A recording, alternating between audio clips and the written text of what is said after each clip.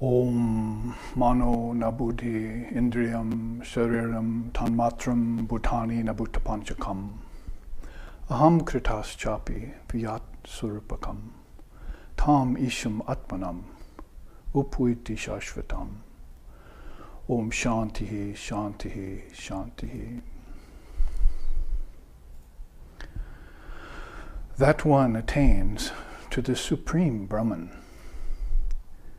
who dissolves the mind, the intellect, the five sheaths, the gross and subtle senses, and the gross and subtle elements, along with the ego, into the Atman, the Supreme Self of human beings.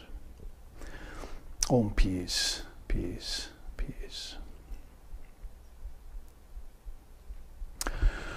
Om Sahana, Om Sahana Vavatu, Sahano Bhunaktu, Sahaviryam Karvo Vahai, Tejasvi Navaditamastu Ma Vidveshovahai. Om Shanti Shanti Shanti. May Brahman, the reality, protect us. May Brahman sustain us. May Brahman illumine our thinking process. May we not find fault with each other, with the world, or with the teachings. And may what we study be a source of inspiration to us eternally. Om peace, peace, peace. May peace be unto us, and may peace be unto all. Om Hari Om.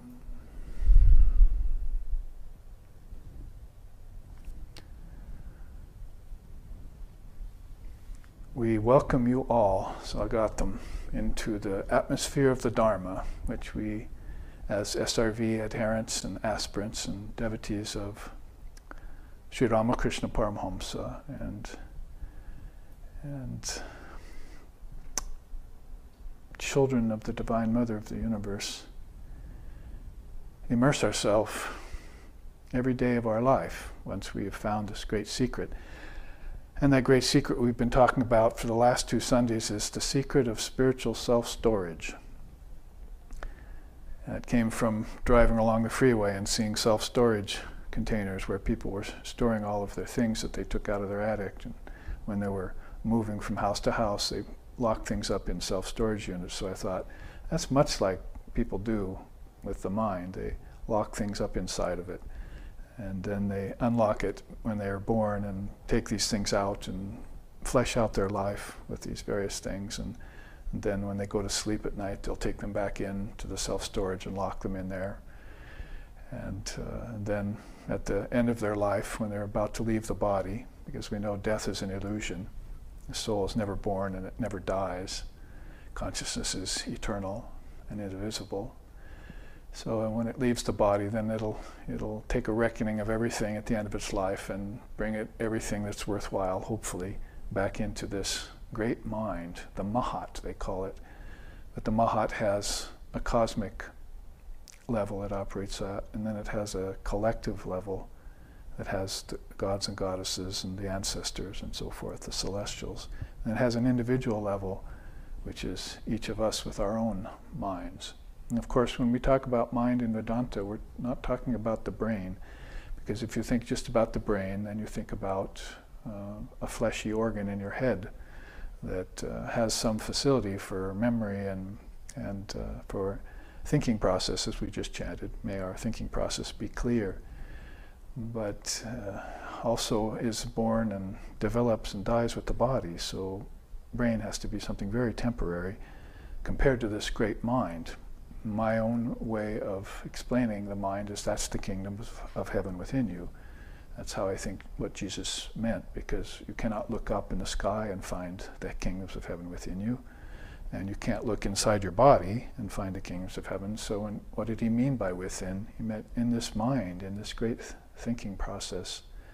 And so if you think about how many billions of minds there are, both embodied and disembodied, that is, in outer prakriti and inner prakriti, outer nature and inner nature, as Krishna explains it in the Gita, then you see there's a lot of mind power. And great souls like Patanjali and Vedavyas and all the way up to this present day Swami Vivekananda have told us about this great mind and how much power it has and how you have to be very careful how you use it. So we've been thinking about it in this series of classes, and this is the third of 3. In the first class we looked at the pumpkin head. We had a chart of all these pumpkin fields, and we took a pumpkin out and sliced it, looked in it and found the seeds, and assigned the seeds to each one of these different things, races and bodies and senses and mind. A lot of the things I just chanted. Mano, na buddhi, na shariram, na tanmatram, na bhutani, na bhuta panchakam. Those are all 5 elements, 5 senses, and the subtle senses, and the ego and the mind and the intellect. Basically what Kapila called a 24 cosmic principle package when he did his tattva research very early on in India's philosophical history. So all of those things, the chant says, which was a chant in the Viveka Chudamani by Adi Shankaracharya, that we need to withdraw these things back into our mind, and then when we project them, we have to be very careful about what we project. So the seeds in the pumpkin or in the watermelon are just a teaching in nature, an obvious teaching that rather than just getting involved in growing pumpkins and watermelons and enjoying the taste and selling them and making your living, you should actually, like the old cliche of the yogi sitting in front of a flower watching it bloom, you should sit in front of a pumpkin and a watermelon and say, what's that saying to me?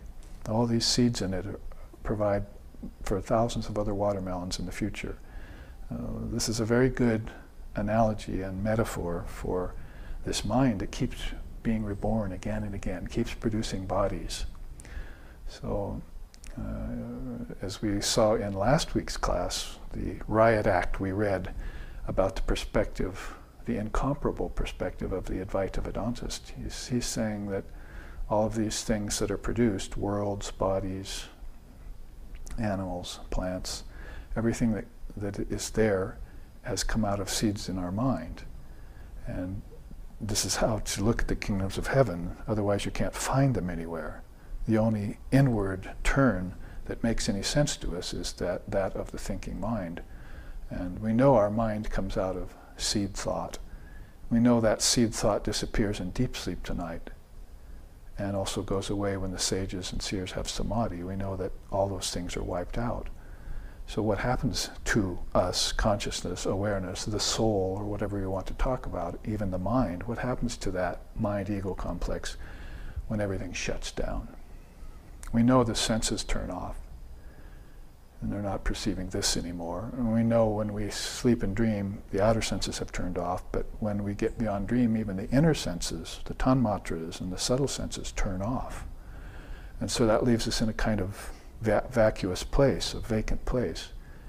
You could mistake that for samadhi, or you could mistake that for, you could call that shunyata, like some of the Buddhist schools did. But as my teacher said, who'd want to end up in a void or with emptiness? It's got to be punyata. It has to be all full, all full. Consciousness is full of all these things. So it's just a matter of whether you're talking about the consciousness of the mind, ego, chitta, ahamkara complex. That's the fourfold mind. Its thoughts, its duality, its intellect, and its ego. That's a fourfold complex. If you're talking about the consciousness of that, that's the that with a small t, and that comes and goes in and out of cycles. But if you're talking about mind as the great mind, or as Sri Ramakrishna called it, no mind, or as Lord Buddha called it, Buddha mind, or pure mind, as Sri Sharda called it, then you're talking about something that's transcendental. It's empty, yes, but it's empty of all the potential for producing objects. Because when we produce objects, then we cling to the object and we get enjoyment out of the object. And as we do that, we stop getting enjoyment out of ourself. out of our Atman. That's called bliss. So this is why Patanjali and the Upanishads and other great scriptures have told us the senses are outward going by nature. Therefore they're defective. So the one defect of the senses is that they move outward, and you might say if the ego gets connected to just the outward, then it forgets the kingdoms of heaven within, and it cannot go inward in a conscious way anymore, which includes at the moment of your death. You should be able to give up the body and go inward and drop the body. Swami Vivekananda told us that when he came to the West in 1893. Oh, you've been taught that death is a morbid thing and you don't talk about it. But basically, in India, we like to meditate upon it. So we go inward with it. And we go inward into the third eye, or into the heart chakra. And in that way, we meditate on the self within, meditate upon the Atman, or the Lord, as thine own self seated in your heart. That's how the Svetashvatara Upanishad puts it. So in this third class, we want to explore again and deeper, as this chart here shows us on my left and on your right. We hearken back to a series of classes that happened a few months back, and we were talking about the corrosion of human consciousness. What happens to the mind's thinking process when it catches rust, as it were. This beautiful chant here that's out of the Dhammapada that Lord Buddha said when he was living. Negligence is the rust of the watchman, leading to calamity. Sloth is the rust of all good and beautiful things. Non-recitation of the wisdom scriptures is the rust of monasteries, and lack of spiritual self-effort is the rust of households. So this corrosion of consciousness then was seen by a great soul like Lord Buddha 550 years prior to Lord Buddha. There's some. So if we see there's three different kinds of rust. The rust of a watchman, so he's supposed to be on vigil, and he's forgetting to, falling asleep, you see, and then enemies are creeping up the gate and into the city and cause mischief. So that's a calamity. So it means, Lord Buddha means you have to keep your consciousness on vigil all the time and never fall asleep. The body can sleep, but the mind doesn't. I saw that actually about my own teacher, Swami Sheshananda. It seems like these great souls you're around, their body might go and rest, but their minds stay awake all the time. Sometimes we hear that when we're young. God never sleeps.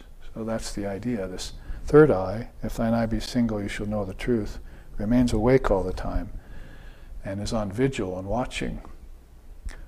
And it's looking out to save from outer dangers, but it's also looking inward to reap the benefits of inward life and feel peace and bliss and love and truth and light, all those things that are inner qualities that we would forget if we got attached just to the outward object. So he goes on to say, non-recitation of the wisdom scriptures is the rust of monasteries. So if you start a monastery and have a group of mendicants or a group of monks, and they just go about daily life, there's a danger there of falling into a kind of routine and not having that yearning for enlightenment, mumukshutvam, if you want to call it that. And so if you can keep that yearning in your life day to day, that enthusiasm, good Sanskrit word for that is utsaha. We want to keep our enthusiasm for spiritual life, and that'll give us zeal for outer life too. It'll awaken us inside, and that will radiate out into our outer actions. That's what you see in the enlightened souls who are both inactive and active. They have a balance between action and inaction, and they're on good footing all the time. They're in good balance. Yoga is equilibrium, as Patanjali says in the Yoga Sutras. So you'll see that in them. So if you stopped reciting the scriptures in a monastery and just fell off of doing that every day, then there would be a kind of rust that would collect in the mind. I was at the Udbodhan house in Calcutta, and was there with a couple swamis that are good friends of mine, and one of them was telling me, well, upstairs in the morning we get up at 4:30 and we go up and we meditate, and then we spend an hour with the scriptures. So he took me upstairs way to the top where the monks' quarters were, and showed where they all gather in the morning, come out of their rooms, gather there, and they sit and they meditate together around a little shrine. And then they get the scriptures out and read for a half hour, an hour. And that's how they begin every morning. So recitation of the scriptures is there, and no rust sets in. The Udbodhan house is famous for all the books that it produces. And the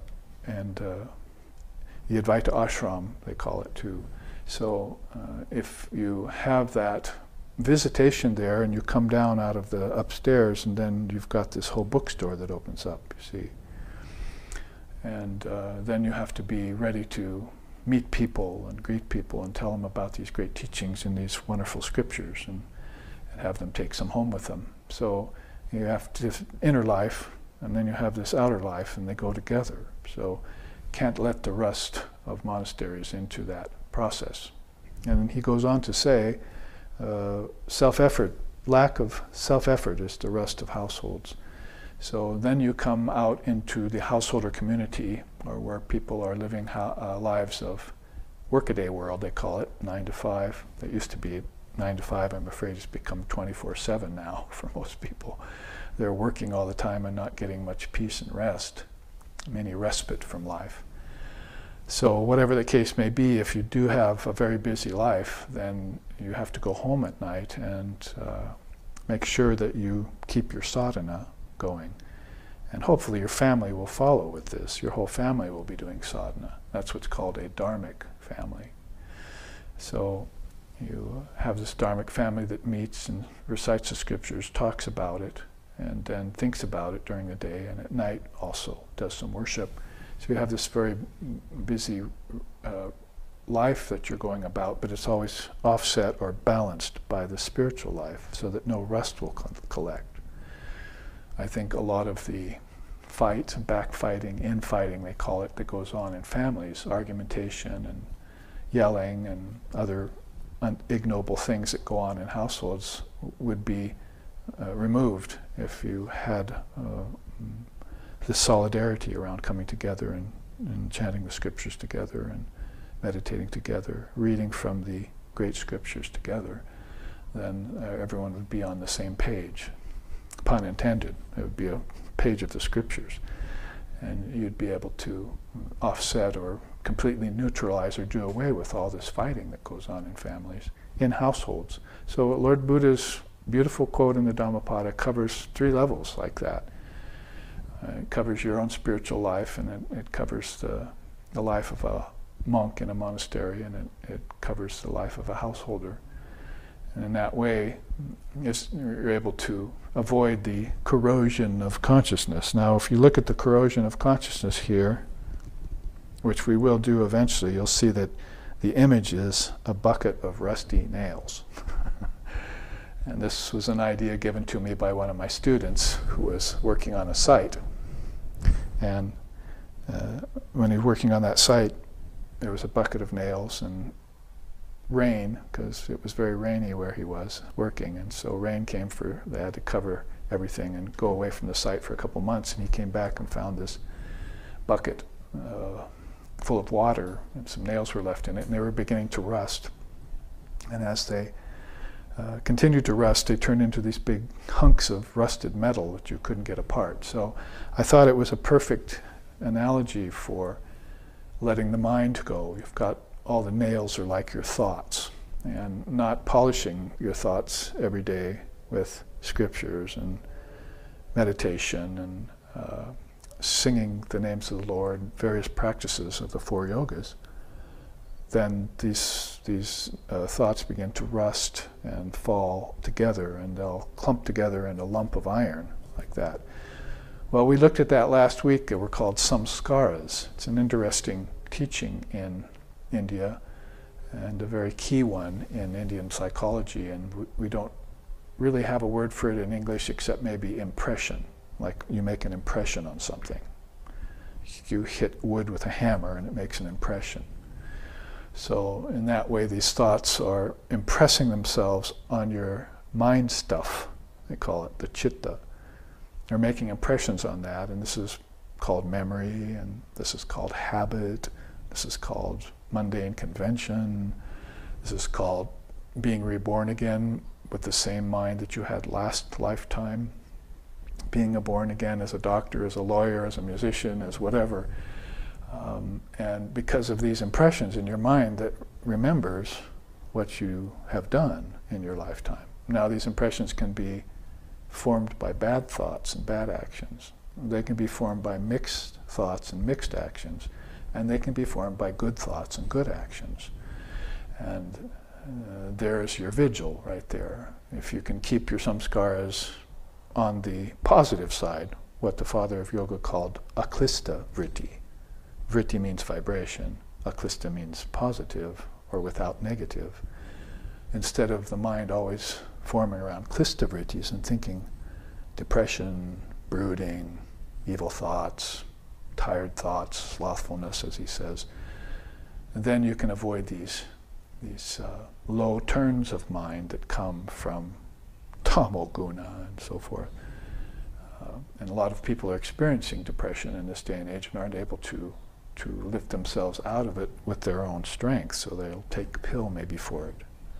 And that's not building up any muscle in your head to lift yourself up and out of darkness. Let darkness go, will o' the wisp, which leads from blinking light to pile more gloom on gloom. This thirst for life forever quench, it dags from birth to death, and death to birth the soul. Vivekananda says in his beautiful Song of the Sannyasin. So this gloom sets in, and if you are just dependent on some outer remedy, like a pill, or anyone else for that instance, like Lord Buddha himself said, be a lamp unto yourself. One of his disciples said, what will I do after you're gone? And he said, you must be a lamp unto yourself. You must light your own way. Of course, you can't do that until you've found a path and a teacher and lit your torch and learned how to keep it lit, even when your teacher's gone and your sanga's gone and the scriptures. So this is why you need to keep all of these things current. When you're on your own, that's the most important test. When you're with your teacher, your sangha, and in your path and so forth, it's relatively easy to keep yourself centered in spiritual life. But nowadays people go away to school and they go to work all day, and they travel a lot, and they're away from their home, and so they need to keep up a practice wherever they go, so that the rest of households, the rest of monasteries, and the rest of your own thinking process can be subjected to a clearing process, to clarity. Sri Ramakrishna used to say, if the needle is rusty, then the magnet won't attract it. See?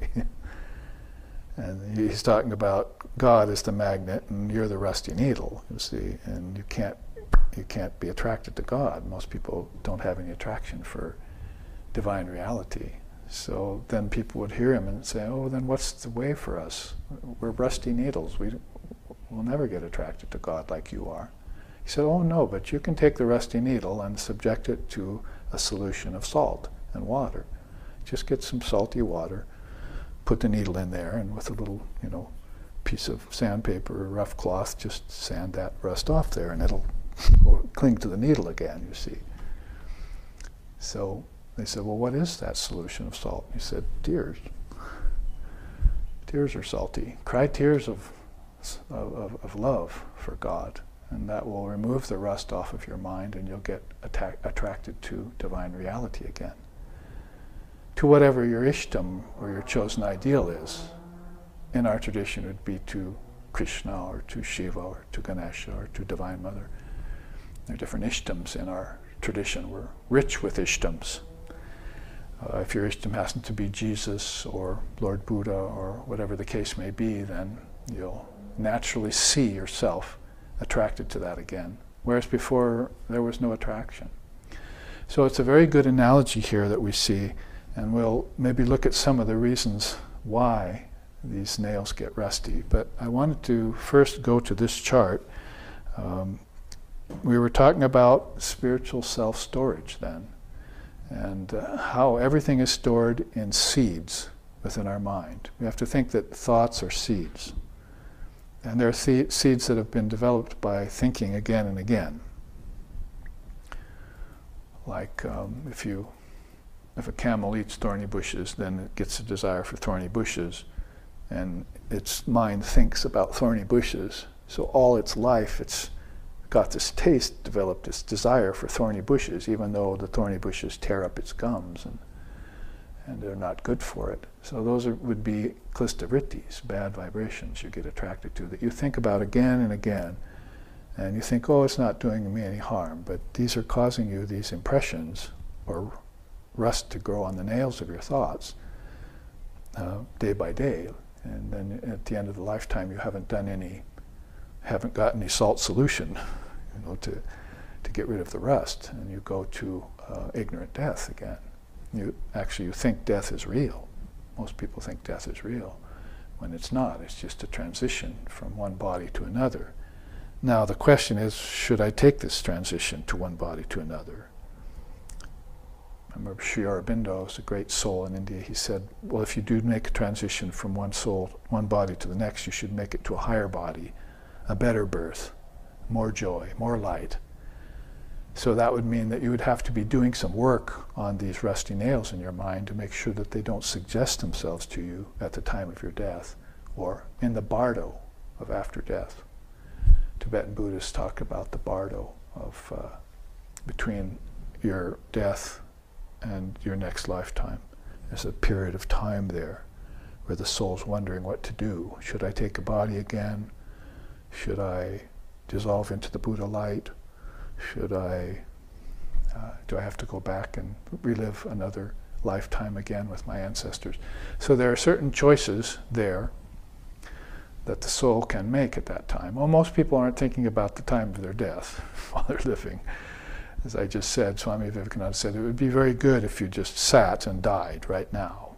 That means give up your ego and just say, I have no body, I have no senses, I have no brain, I have no mind, I have no thoughts, and so forth, and just get down to who am I?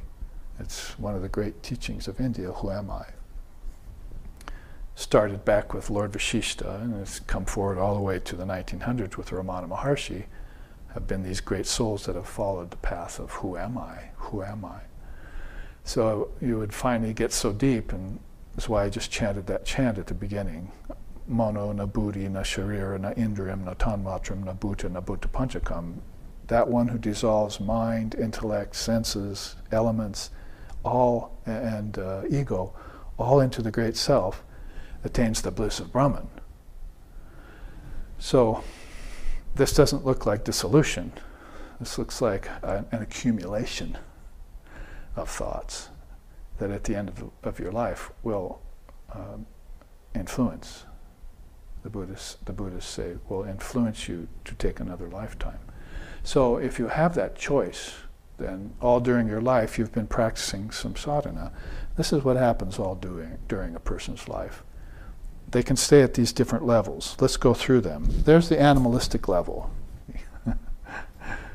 Now, the animalistic level is interesting. In Tantra, animalistic level, they talk about pasu, virya, and daiva. Now, pasu means animalistic, virya means heroic, and daiva means divine. So there are people who are animalistic oriented, and there are people who are heroic, and there are people who are divine. This is a threefold division in Tantra, and we'd say probably that Indian darshanas all agree that the Atman's in everyone. It's in everything. It's even in evil people. It's even in animals. It's even in rocks. It's in stocks and stones. It's even in the man in the stump. The Atman is there as a foundation of everything. Otherwise, nothing would exist, because the Atman is existence, and everything else grows, as it were, on top of that. Like waves form at the surface of an ocean. Atman's the deep ocean. The waves are all the things that are happening on its surface. Vibrational wise, waves are caused by vibrations. So if that's the case, then you see what the animalistic person has inside of its choice factor. Maybe it can start doing a little bit of work on itself and can begin a sort of spiritual evolution that has to do with involution. So the next level there, see, because the animalistic is a very gross way of living, attached to the senses, living just to eat instead of eating to live, as my teacher used to say. Man should not live to eat, he should not eat to live. He should not live to eat, he should eat to live. So he shouldn't get attached to his food. He should just use it as a matter of sustaining himself. So all of those things make for a rather gross level, as you can see. But then from animalistic, a person grows towards a more ignorant state of mind. That is, they're not so impeded by animalism, but they're still ignorant of their true self. We see that in people quite a bit as we enter into life, grow up with families, meet different kinds of people, and we notice how some are much more clear and inspired than others who are more uninspired. So that would be a state that you go through. This is a little bit reminiscent of the 14 levels of knowledge, if you remember. We went through that at the recent retreat here in Hawaii. 14 stages of knowledge, 7 lower and 7 upper. So you can see how the ignorance attached to gross also. But if a person gets deeper into it, then they become aware of the world. So now they're aware of variety. Before they were pretty much clueless as to anything but themselves, their ego. The animalism was for their ego, ignorance was for their ego, but now they've become aware of the world. And so now it's not so much a matter of animalism and ignorance, it's a matter of, oh, look at all of this variety. And let's see how I can use this variety, basically for my own enjoyment, for my own pleasure, and to enjoy with other beings. Social life is kind of the way. So at one point Sri Ramakrishna said, worldliness is the problem in the world today. But then some 100 years later, a great Tibetan teacher came along and said, now distraction's a problem. So before it was worldliness, now distraction's a problem. People are getting distracted by devices and various things. And they're dependent on these things for happiness, and they can't just put them all down and be happy in themselves. You should be able to put everything away. And if you're animalistic, of course, you're going to be clinging to these things. But if you can do away with them, take everything away, and just be happy and content, or let's see how you feel with everything taken away. Can I be happy with nothing? Do you know where that comes from? Be satisfied with nothing. It's Sri Krishna talking to Arjuna in the Gita. Be happy with anything that happens and be content with nothing, if nothing is given to you. So you should be able to sit like that with nothing, like a mendicant with one cloth. That's all he owns to his name. And he can just sit there and be content. So the worldly person, the ignorant person, and the animalistic person who are attached to the gross and to the primal level of things, because primal means prana. When people get to the worldly level, they get addicted to prana. So on one end you could say, and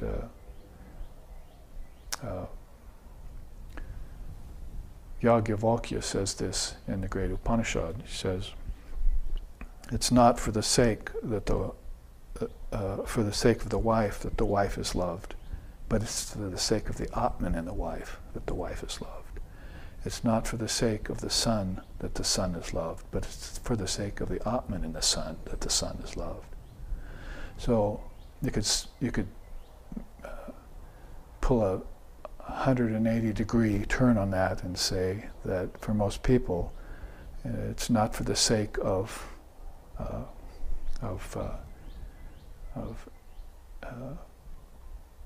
addiction to beer that beer is loved, see, and it's not for the sake of addiction to cocaine that cocaine is loved. It's for the sake of the prana in it. If the prana weren't in cocaine, and the prana weren't in beer, and the prana weren't in other negative things that people are getting addicted to, then they wouldn't like them. So it's really not the substance that they're addicted to, it's the prana in the substance. And that is proven even before the worldly person, back at the animalistic and the ignorant. Because animals are, when they're rooting, like pigs rooting for things to eat, they're really ingesting the prana for life force. Man does not live by bread alone, Jesus said, so he's really eating food for enjoyment, but actually it's the prana in the food that's making him live, not the food itself. So you have to understand what prana is. And when Vivekananda came to this country in 1893, he said, right away he said, "Yo, I see you're missing two things here. You don't understand prana, and you don't understand the tanmatras." And we were going, "Say that again? What's that? What's prana? What's tanmatra?" So tanmatra is the subtle elements. I mean, so you've got earth, but then you also got solidity in your dreams tonight, and you've got water, but you've also got liquidity in your thought as a seed, and you've got fire, but you've also got radiance, light. So you've forgotten about the complement of these outer things, which is in your mind as seeds. Now, if fire, earth, and water get rusty in your mind, then you're not respecting the five elements anymore, and you become like modern man. You're just trying to gather resources. Sometimes you'll even go to other countries and steal them or cause war to happen so that you can have these resources for yourself. That's disrespecting the God of the elements. All the gods of the elements.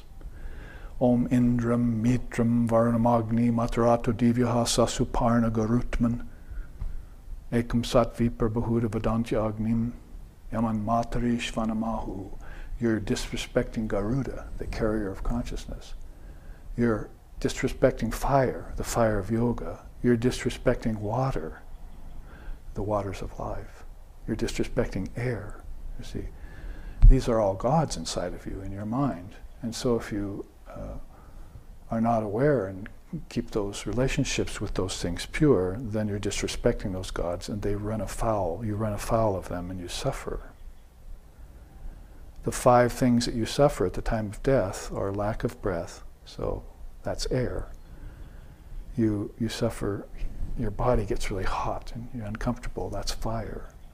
Your mouth dries up when you're dying, that's water, see.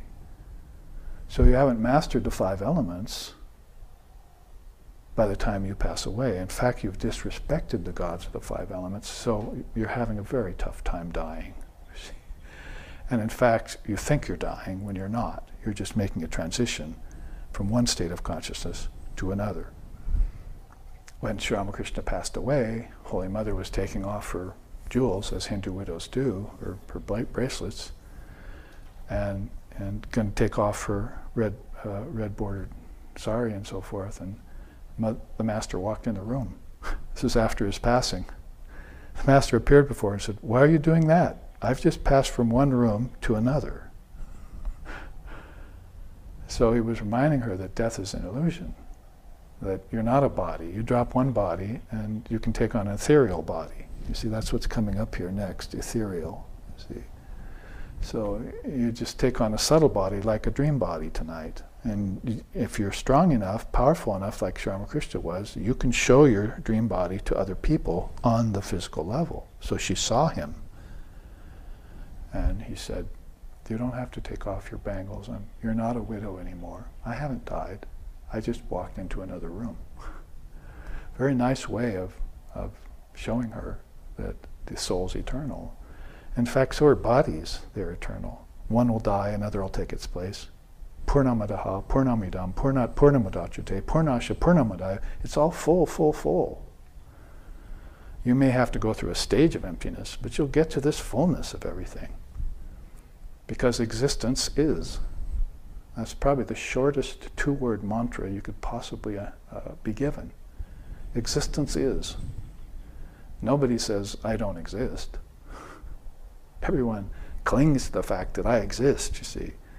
But these people are clinging to an existence that's animalistic. These people are clinging to an existence that's ignorant of their true self. These people are clinging to worldliness, an existence that's based on the world. And when you get here, things start to get better. You get intelligence. The seers always say, do you have a sign of intelligence in you? If that student or if that child has a sign of intelligence in them, then they're primed and ready for the spiritual path. If there's no intelligence left yet in them, they're born in these levels of consciousness. So it's that sign of intelligence, chitta or buddhi, that if you can bring it out of the soul, and that's what's going to raise them up to higher levels of enlightenment. Now, we're talking about self-storage, right? Spiritual self-storage. So we're saying that every soul is a master. Every soul, every Atman is perfect. Be thee perfect as thy Father in heaven is perfect. So what's keeping people from realizing their perfection? See, are these false superimpositions, the man in the stump. See, man in the stump, or the son of a barren woman, or mother of pearl in the shell. We were talking about these the other night over our prasad dinner. Abhava padarthas, they're called in Sanskrit. Abhava padarthas, different things in which you suffer false superimposition. So these, your true self is being veiled. See? So each one of these assignments here is a step inward. And each one of these, it matches a certain level of consciousness.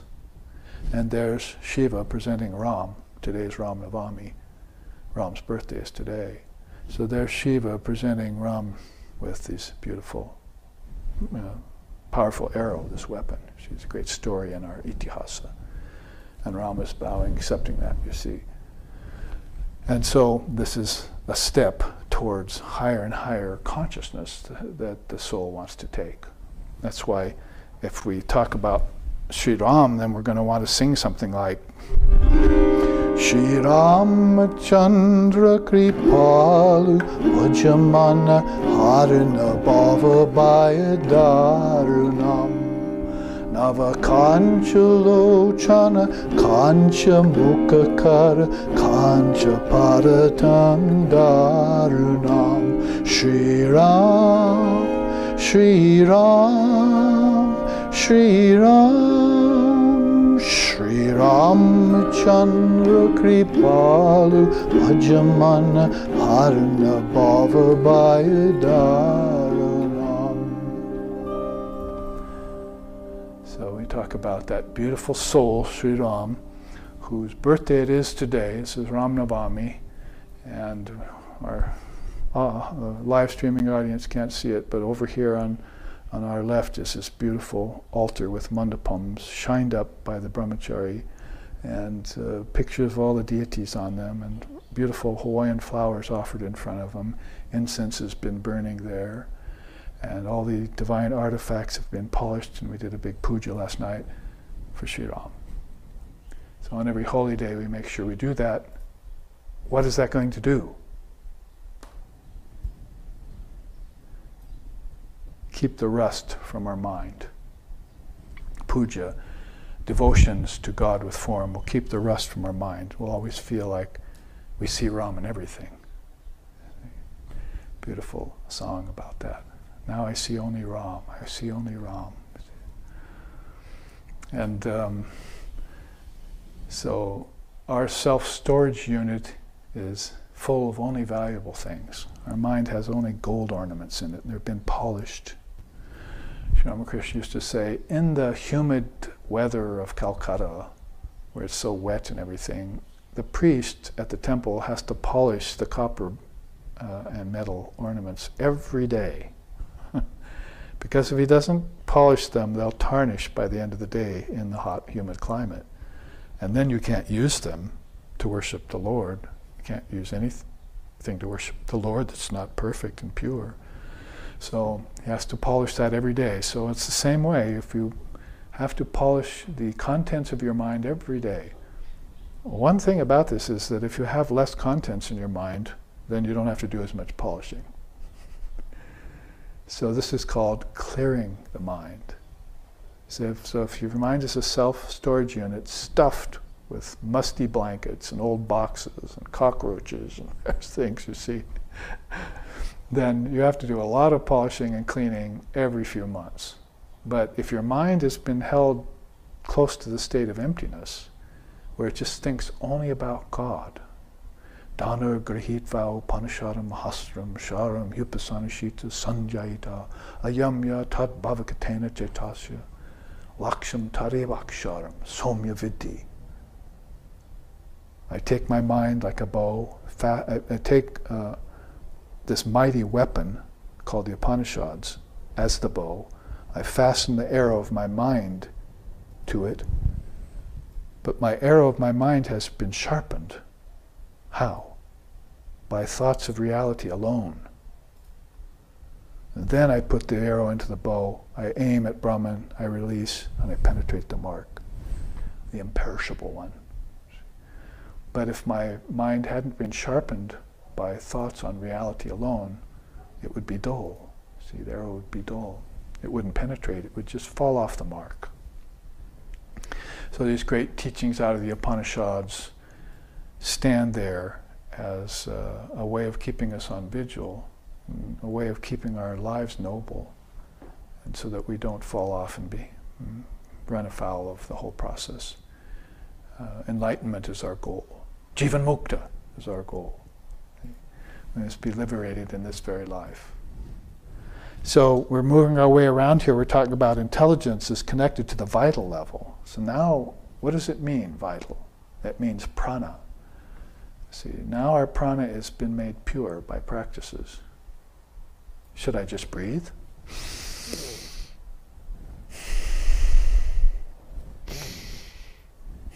I feel enlightened now. See, and it's not by prana that a man gets enlightened, it's by control of the senses. It's not controlling the breath that gives you enlightenment, it's by controlling your senses that gives you enlightenment. So that means you purify your prana by the breath, and then don't stop there. That's called living a healthy life. People are caught in a trap of living a healthy life, but they're not going any deeper than the vital level. Look how many levels there are beyond vital. Ethereal, celestial, cosmic, divine, universal, and at his trident they're superconscious. So there are many levels to go beyond just a healthy life. Just be a healthy animal, as they say, you see. No, you're not an animal. You're a divine soul, and you have to realize it. So you have to move beyond that. So what is next? A person finds religion. See? Sometimes people laugh at religion nowadays. Well, it is easy to laugh at it because it's really not doing its job for most of us. It's become conventional. It's become fundamentalist. It's become narrow over the long efflux of time. Who said that?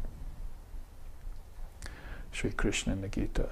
Religion becomes fallen, and the Dharma falls into adharma over a long efflux of time. That's 1,000 years, 2,000 years.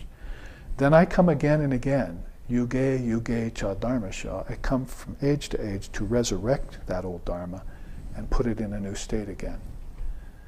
Like Sri Ramakrishna and Holy Mother and Swami Vivekananda has done, you see, in this day and age. They're lifting up that great example of Mother, the motherhood of God. And with her will come all this Sanatana Dharma will come back, you see. the eternal religion will make its appearance again in its next form. We feel that's Vedanta. Vivekananda said, 900 years rise for the Vedanta. So if he brought it just 150 years ago or so, then we're just at the very beginning of this rise of seeing Vedanta come back in a new age. Like Vedavyas did. Luckily, Ganesha broke off his tusk, you see, and wrote down all the teachings of Vedavyas when Vedanta was about to go into an underground river state. But he knew it would come up again in another age. So here we are.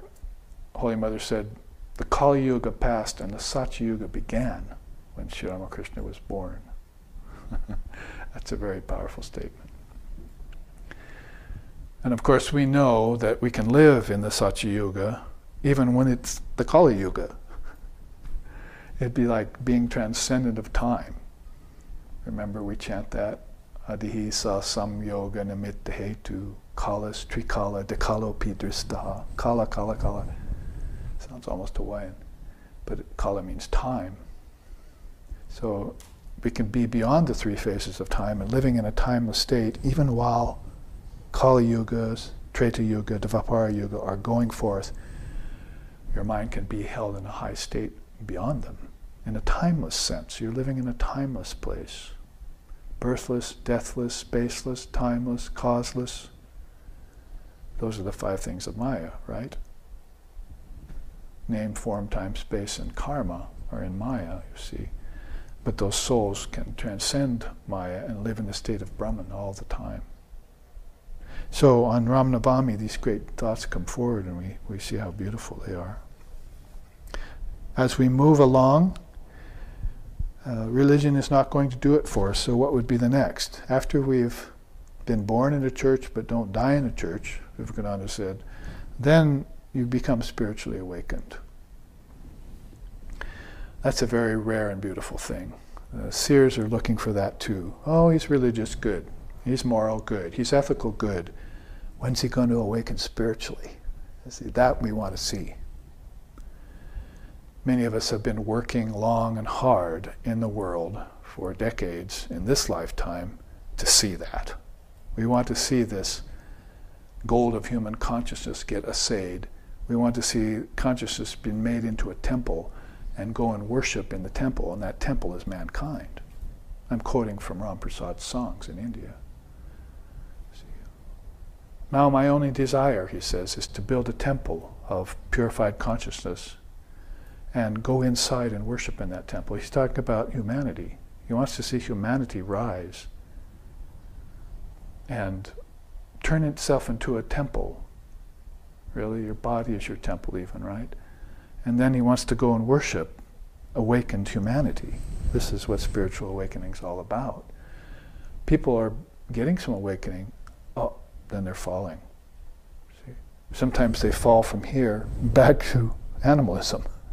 They did all this work to get to themselves to be religious. They get a little spiritual awakening, they get cold feet, and they fall back. That's a real problem. So you have to follow the tradition all the way. You have to awaken and stay awake. Didn't Lord Buddha say that? See? Don't let any rust accumulate. So you're going to have to work on yourself. As you gain ground, you're going to have to own that ground, conquer that ground, and simultaneously have eyes in the back of your head to look back at the ground you just conquered, you see, to make sure that there's something you didn't leave behind that's going to come back and bite you in the end. Bite you in the end, if you know what I mean. So keeping on vigil, and so remember, keep in mind we're talking about self-storage. You're talking about a mind you're using. Holy Mother said, oh, the mind may not be Brahman, but the mind is very important to you at this stage. This stage means here for most of us. If we've awakened to the fact that religion is not doing its job in this day and age, it doesn't matter whether it's Christianity, Hinduism, Judaism, that it's not covering the basis we need to cover, that there's something more to be gained than just conventional religion, then we need to go on to spiritual awakening. And the next thing would be to practice. What is it here? Lack of spiritual self-effort is the rust of households. So I look everywhere around the world. I travel the world. I go to India, I go to Europe, I go to Japan, I go to America, I go to different states in the US, I go into prisons, I go here and there and see into households, even my students' households, what's missing? Lack of daily practice is missing. So the rust will accumulate in their minds. They may even have good intentions, but if they haven't practiced a little every day, they're not keeping that salt solution available for the needle of their mind, or the nail of their mind. So they have to be on vigil like that. Is it that hard to sit here and do some practice? Isn't it much harder to go and dig ginger root out of the ground? See? We've been trying to take ginger root out of the ground here in Hawaii, out of some of our, one of our houses, you see. This ginger took over. It's not the kind of ginger that you eat and can use. It's the kind that just takes over. So we go out there and take out the ginger, and then there's these roots, you see. So now you take a pick and you go in there and you just start attacking this ginger root. You have to dig it in 12, 14, 16 times, or all around the ginger root, and you come up with this big clump of roots. See? So I was telling my young friend the other day, you see, oh, that's your samskara. See, that's the samskara of roots in your mind. That's like spiritual self-storage, see. That's what you've allowed to grow in your mind. It's called connection to your ancestors in many lifetimes lived in these first 3 levels. See? So many people are animalistic, ignorant, and worldly, aren't they? If they reach worldly, they probably think, oh, I've got it made. See? Money, objects, power, whatever it is, I've got it made. And that comes crashing down all around their ears. See? What was that? See? Since we just thought about it, pardon me a minute here while I look for it, and because I can find it right away. Here it is. The vibrating castle of karma, conjured by the mind in Maya, is fated to come crashing down about the ears of all and sundry. O seeker, take care, walk the rare royal path that leads up and out of Maya to the land of enlightenment. Who said that? Shri Ram, Shri Ram, Shri Ram said that. So, this vibrating castle of karma conjured by the mind in Maya is fated to come crashing down about the ears of all and sundry. Your life will come crashing down. Doesn't matter if you're powerful, rich, happy, unhappy. The body is made of karma, and it will fall apart in the end. And they asked Shankara, you know, what's the most surprising thing you ever saw in all of your lifetimes? He said, well, that's pretty easy. It's actually that even though death is all around mankind, he never thinks he will die. That's the most surprising thing to Shankara, this great enlightened soul, who was enlightened when he was in his teens. They asked Holy Mother the same question. Holy Mother, what's the strangest thing you've ever seen? He says that though people keep on making mistakes, they never learn from them. They make a mistake, they get a bad karma, and they don't figure it out, and so they just make that mistake again and again. It's like rusty nails. It's like eating thorny bushes again and again, like the camel. They never learn from it, and they never change themselves. So we're talking about change that happens right about there. You see, spiritual awakening and spiritual practice. What's it connected to? The cosmic level, the celestial level. When you start practicing spiritually, you may see visions of your ancestors, of angels, of seers and saints, you'll start seeing them at a celestial level inside of yourself, you see, or in your sleep. Sri Ramakrishna called that Swapna Siddha. That is visions in dream. So these souls will come to you, these great souls will come to you and show themselves to you in their ethereal and celestial bodies. So this is what some of the results of spiritual awakening. That's why people are so amazed by it. Sri Ramakrishna said, oops, I've got a mic here at my heart right now, sorry, but Sri Ramakrishna said, when the heart awakens, then you hear the sound of Om, and man goes, oh, what's that? What's that? He forgets the world entirely and hears the sound of Brahman's voice, you see, Om, humming like 1,000 bumblebees. And it takes his mind completely away from worlds and ignorance and objects and various things, at least for the moment. So this is a spiritual awakening. Your heart will expand. You'll feel a great bliss. I felt it last night waking up from sleep. It woke me up from sleep. I felt my heart just a surge, like electricity coming out of my heart. I woke up, started to breathe again.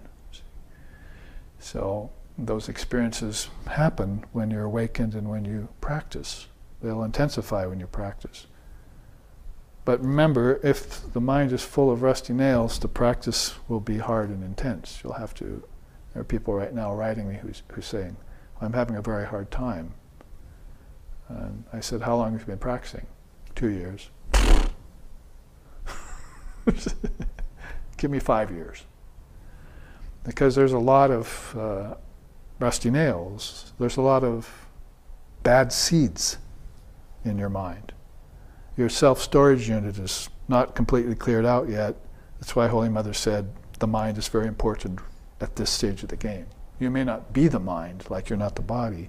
You're the Atman, but you can't just jump to the Atman and pretend the mind and body away. That's a big mistake people are making in America today. Oh, I'm the Atman. How do you know? Well, Ramana Maharshi told me. See? So you just jump to all this karma and just neglect all of this that's in your mind? No, you'll have to go back and clean the mind. Do some practice. What's the Sanskrit word for practice? Sadhana. Everyone said it at once in here. So sadhana, spiritual practice, is the cutting edge that makes religion into adeptship. Good to be born in a church, don't die in a church. So if you become religious, but you, unlike your parishioners or your congregation, most of them, if you actually start on the spiritual path and try and practice, not just go to church and sing or dance around and sing at kirtan or something, or do some breathing exercises, but you actually start to practice pratyahara.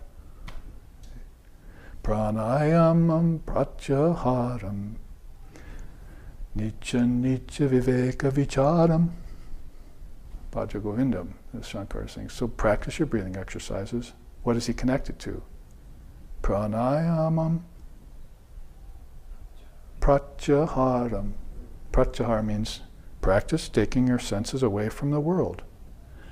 Once you get the breath settled, your heart beat even, then take your senses away, because you tried to take your senses away from the objects when your guru told you to do that, but you hadn't had your mind balanced yet, and so it kept falling back and not succeeding. Lack of spiritual success, Shankara calls that. And it's a real problem, because it'll cause you to give up the spiritual path. Most people will try and then fail, and they'll say, oh, it's not worth it, not worth the effort. I'm going to go back to ignorance and worldliness and animalism. So you can't quit like that. You can rest, but you can't quit, they say. So take a little rest, and if you fall in, pick yourself back up again and move on towards a goal. What is that goal? Spiritual adeptship. That's connected to the divine level. So you become a spiritual adept, or a past master. That's connected to the superconscious level. Spiritual masters connected to the universal level, past masters connected to the superconscious level. So here's a ladder, you see. You're going along the rungs of a ladder, but you're not going very far until you get to a more religious perspective. Then you start climbing. Climbing means going inward. Kingdoms of heaven are within you, so you must go inward, not outward. If you go outward, you're going back towards atomic particles. You're going back towards matter. You're going back towards evolution. And you're going back to original sin and those kinds of things. You want to start climbing inward, ascension, it's called. So this is going to take you to these finer levels of realization. Celestial, cosmic, divine, universal, and superconscious. And there's where you see Rama, Krishna, Chaitanya. See, Sri Ramakrishna said that. Rama, Krishna, and Chaitanya were great examples of that. Let me go back here now that we've taken that and call up this chart again. He says, at the bottom of this chart, there's a greater accumulation of God in man than in other creatures. God is born as man for the purpose of sporting as man. He is called Narayan. Rama, Krishna, and Chaitanya are examples of Narayan. By meditating on the divine incarnation of God, one meditates on God itself. If God can manifest through an image, then why not through man? So Sri Ramakrishna's wonderful saying about Chaitanya, Krishna, and Rama, and all leading into Vishnu, of course, and these great souls that have realized that highest state of mind. So on the way to becoming masterful in spirituality, you'll meet the Nityasiddhas. You'll come in contact with the avatars. You might even see the Trinity, Brahma, Vishnu, and Shiva. And since we haven't sung it for a while, Gurur Brahma, Gurur Vishnu, Gurur Deva Maheshwaraha, Gurur Eva Param Brahma, Tasmai Shri Gurave Namaha, Tasmai Shri Gurave Namaha. Well, you might have a vision here of the celestials, the angels, and seers and saints up here, inside, deep within you, as you work your way to the superconscious state called samadhi, or nirvana, or satori, or nirvana, or sampragata, or nirvikalpa. Then you'll have visions of the Nityasiddhas. Who is a Nityasiddha that you can think of? Swami Vivekananda was a Nityasiddha, a perfect soul. Who said so? Sri Ramakrishna, his guru. That's why he loved to see Naren, the young teenager. Where's Naren? He'd say, everyone would gather, where's Naren? My mind is yearning to see Naren. My heart wants to see Naren. Narendra, where is he? Narendra means itself, the name means God is man. Narayan, Narendra. So he's well named, and he was the Nityasiddha among Sri Ramakrishna's disciples. So Nityasiddha is a very high soul that comes to earth. In fact, if the avatar didn't come, the Nityasiddha could be the avatar. I've heard that said before. So you see here this beautiful chart that we've just covered in the first half, and keep in mind the theme of self-storage is that all of this lies within the soul in potential. I said once, after hearing Swami Vivekananda, reading about Swami Vivekananda, I said, oh, we're perfect, we're divine, we're Atman. So I said that to a Swami when I was in my 20s, and he said, no, you're not Atman. I said, what do you mean? Swami Vivekananda said I was Atman. He said, no, you're not Atman until you realize you're Atman. You're Atman in potential right now. So, I mean, this is the mistake people are making. They're trying to jump steps. Sri Ramakrishna said, you can't jump from the lowest step to the highest step unless you're a very good high jumper. And even if you're a very good high jumper, you're missing all these middle steps, so you don't know what they are. What are the middle steps? Humanity, your ancestors, the celestials, the gods and goddesses, the saints and the seers, all the way up to the Trinity. Those are the inner steps. And you're going to ignore them? Do you think you can pass through the land of the ancestors that easy? They're a clump of ginger in your mind. Maybe many clumps of ginger. You're going to have to stop and pick that out. Make sure you buy a pick with a fiberglass handle so you don't have to lift so heavy a thing. Buy with a wooden handle, it's harder. So you can't just jump to the highest step. You have to go step by step. Avastas. So you have to go by avastas. So he says here to end this chart, the jiva at first remains in a state of ignorance. Jiva is an embodied soul. He doesn't know he's a soul yet. He pretty much thinks he's the body. That jiva is not conscious of God, but only of matter and multiplicity. Isn't that what I said? Matter and multiplicity. When you get animalistic and ignorant, it's objects and matter you like. When you get to worldliness, you like variety. Oh, the more the better, you see. Parties with lots of people at them. See. Many kegs of beer. You see. You like variety. Lots of different kinds of cuisines and foods. So this following Sri Ramakrishna is saying here. So this jiva only notices the many things around it. Multiplicity. Upon attaining knowledge, it becomes conscious that God dwells in all beings. But on attaining higher wisdom, it discards both knowledge and ignorance, all of this, and talks of nothing but God day and night. So that's what the masters are doing, you see. Until you get to a master who's so high he shuts up. Like Ramana Maharshi and so forth. Sir, can I ask you a question? He remains silent. Even the angel remained silent when the Jewish sage came to him. See, I asked you a question, the angel was silent. What's he saying? It means God is peace, basically. That's what he's saying. When you get to that high level, then you've gotten to a peaceful mind that's transcendent of all problems, all questions, all answers, all solutions.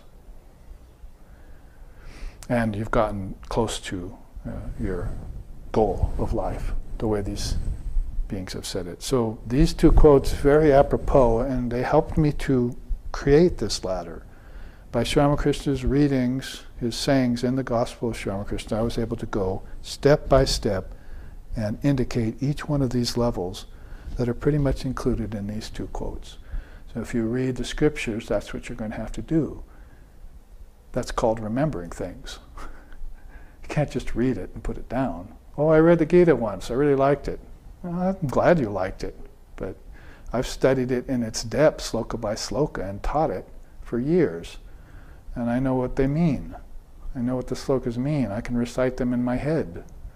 And when I do, I know they're Krishna's voice from another era. So when I read Krishna's voice in this era, which is Ramakrishna, it makes perfect sense to me. And I can support myself with that. You talk about being happy with nothing? There it is. I've just got this self-storage unit. But I've cleared it all out of things that bother me. And now I can just think of all the beautiful things that the seers say. Think of all the realizations it brings. Think of my true nature, Atman. And nothing can invade that. My teacher said, where the world of Maya cannot invade, cannot intrude, that's what you want. So if you were going to talk about this, you see, if you were here, you would sing what? Mono chalo nija niketane, mono chalo nija niketane Shamshara videshen videshirveshe Brahmo keno akarane Mono chalo nija niketane,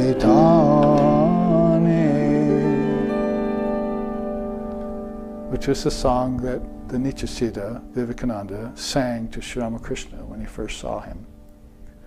O mind, return to your own abode, your eternal home. You are a foreigner in this foreign land called the world. Why do you roam about aimlessly with no real purpose? The five senses, the five elements, tasting, touching, hearing, seeing, smelling, earth, air, fire, water, and ether. All these are different from you. None of these are your true nature. Why have you become senseless in your attachment to them and forgotten your own true nature? O mind, return to your own home, your eternal abode. So Sri Ramakrishna saw Naren. I hear you sing well. Sing me something. Swamiji sang. Mono chalo nija niketane. And Sri Ramakrishna went into samadhi. O mind, return to your own home. So that's what the soul is trying to do here. He's trying to return to his own home, whether he knows it or not. He's the immaterial Atman, not the material animal. He's transcendent. He's not gross and primal. So if you were to go higher, what would you sing then? If you were at this level that we call religious and upward, what would you sing? Probably something like this, because you're a spiritual practitioner.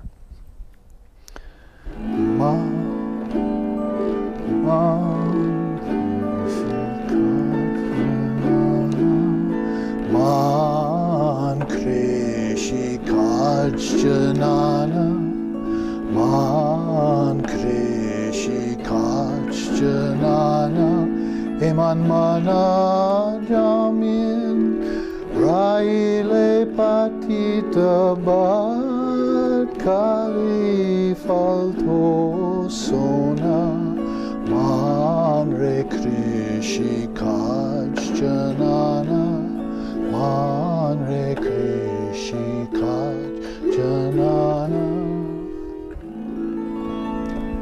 It means, O lazy mind, clearly you do not know how to farm. You allow your own fertile expanse to lie fallow. Under proper cultivation, the land of awareness becomes golden with the harvest of illumination. Sow seeds with every breath. Protect the precious field of your soul with the fiery fence of Kali, Kali, Kali. So the fruit of your dedicated effort will not be stolen by the egocentric world. O mind, lazy mind, clearly you do not know how to farm. So Ram Prasad sings beautifully about this, seeds in the mind. You see, what kind of seeds do you want to sow? Kali, Kali, Kali. Om Namah Shivaya, Om Namah Shivaya, Om Namah Shivaya. Om Ganeshaya Namaha, Om Ganeshaya Namaha. Om Shri Ramakrishna Om. Those are the seeds you want to plant in your mind. Because if you do, then the fruit of your dedicated effort will not be stolen away by the egocentric world. See? So if you come to the world of spiritual practitioner, that's what you're going to want to sing. Now, if you came to the highest level here, what would you be singing? You can see I have this all figured out to tell you. See? And well marked in this nice songbook of Jaima music. You'll be singing Om Sharada, Om Sharada, Jai Shri Ramakrishna, Om Sharada, Om Sharada, Om Sharada. Jai Shri Ramakrishna, Om Sharada.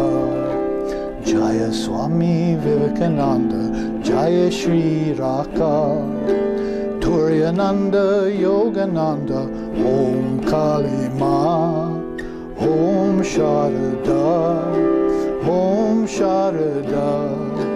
Jai Shri Ramakrishna, Om Sharada, and Om Sharada, Om Sharada. Jai Shri Ramakrishna, Om Sharada. Jai Shri Ramakrishna, Om Sharada.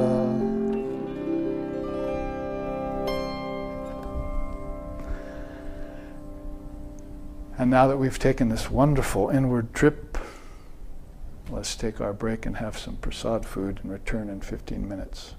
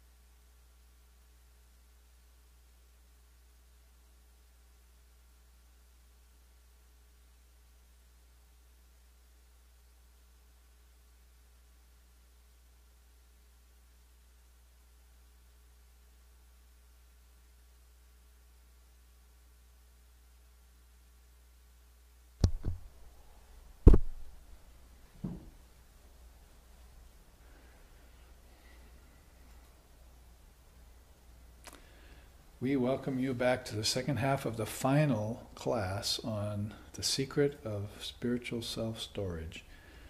We've been looking into the mind as either the culprit or as the redeemer. That's also said in the Dhammapada and other great scriptures, is the mind can either be a detriment to you or it can be an aid to you, which is again back to Sri Sharda Devi's saying that the mind is very important for you at this stage. Means when you're a jiva, when you're embodied, and you find out that the senses are defective, they get attached to the objects, so senses and objects, you practice your pratyahara. You find out the bodies always are also getting diseases, and you find out that the prana is waxing and waning. That is, sometimes it's flowing and sometimes it gets cut off, and the senses don't respond very well if the prana is not flowing through them. So when you find out these 3 or 4 things, then you go to the mind. And that was that intellectual level that we were talking about, people kind of starting to waken up, that there's something more satisfying and more peacemaking and gives you more contentment if you can detach yourself from body, mind, and body, senses, and prana. So you get to this 3rd or 4th sheath. We're talking about dissolving the sheaths, the 5 sheaths into Brahman.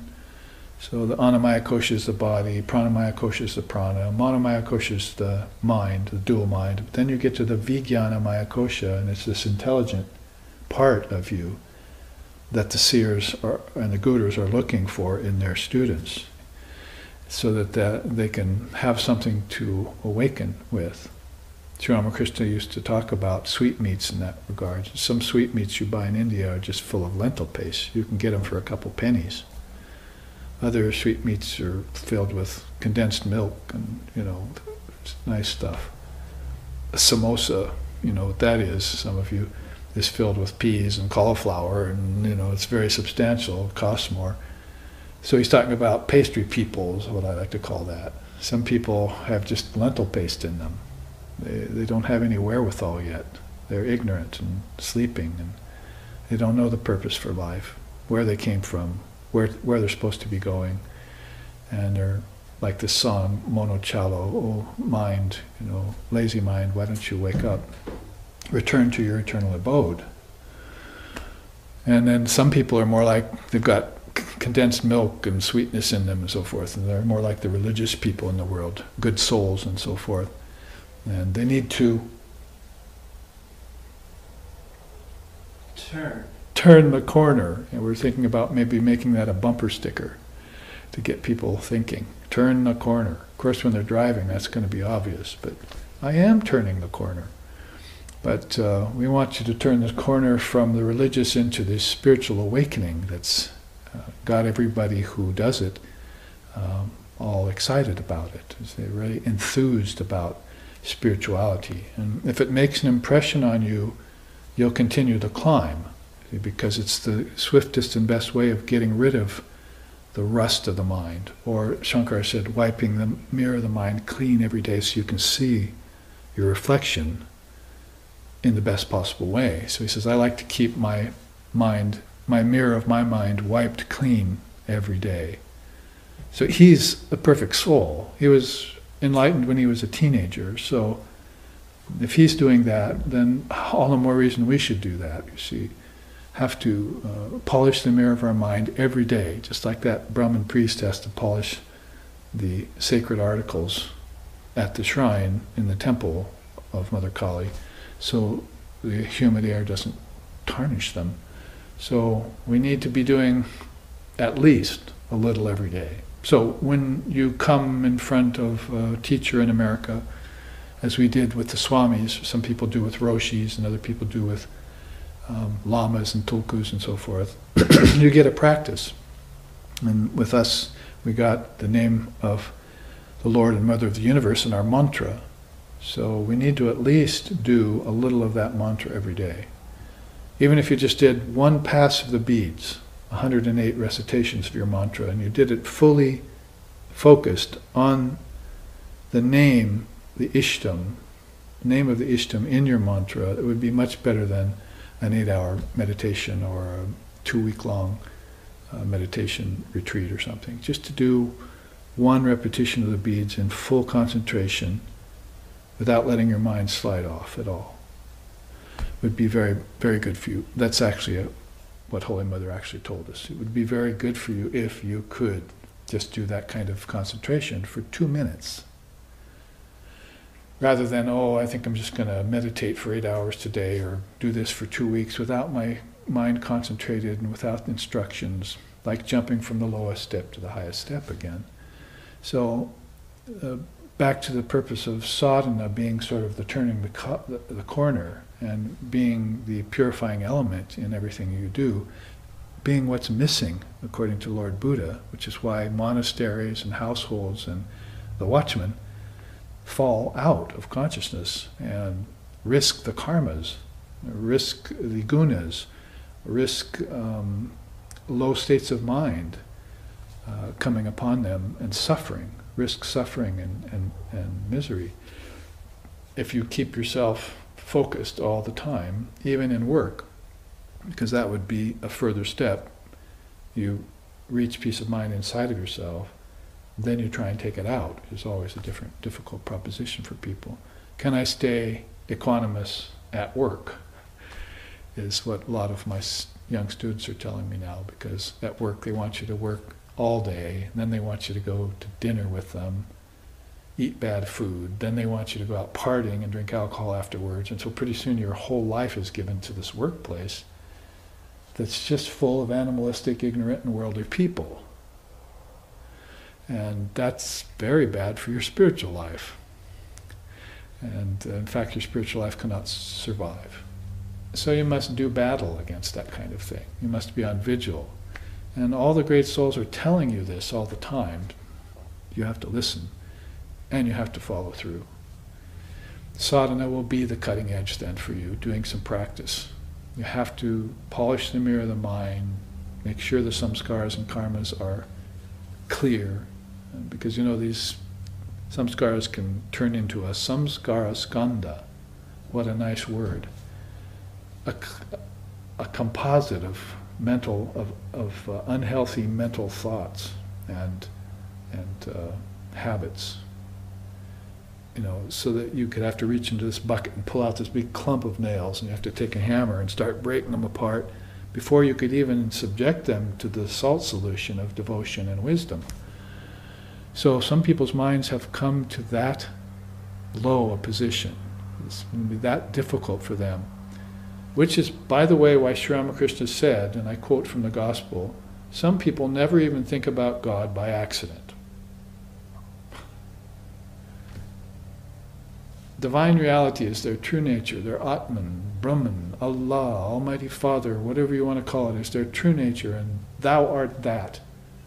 I and my Father are one, and all those great statements, yet they will never think about that even by accident. That's because of a very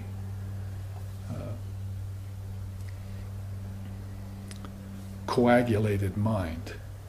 It's just like a swamp there, with seeds that are only growing unhealthy things. Not many healthy things are going to grow in the swamp. You've got this mud and marshes, basically. So to keep that mind clean and clear is your challenge. Forget about enlightenment. Enlightenment comes when she decrees it will come.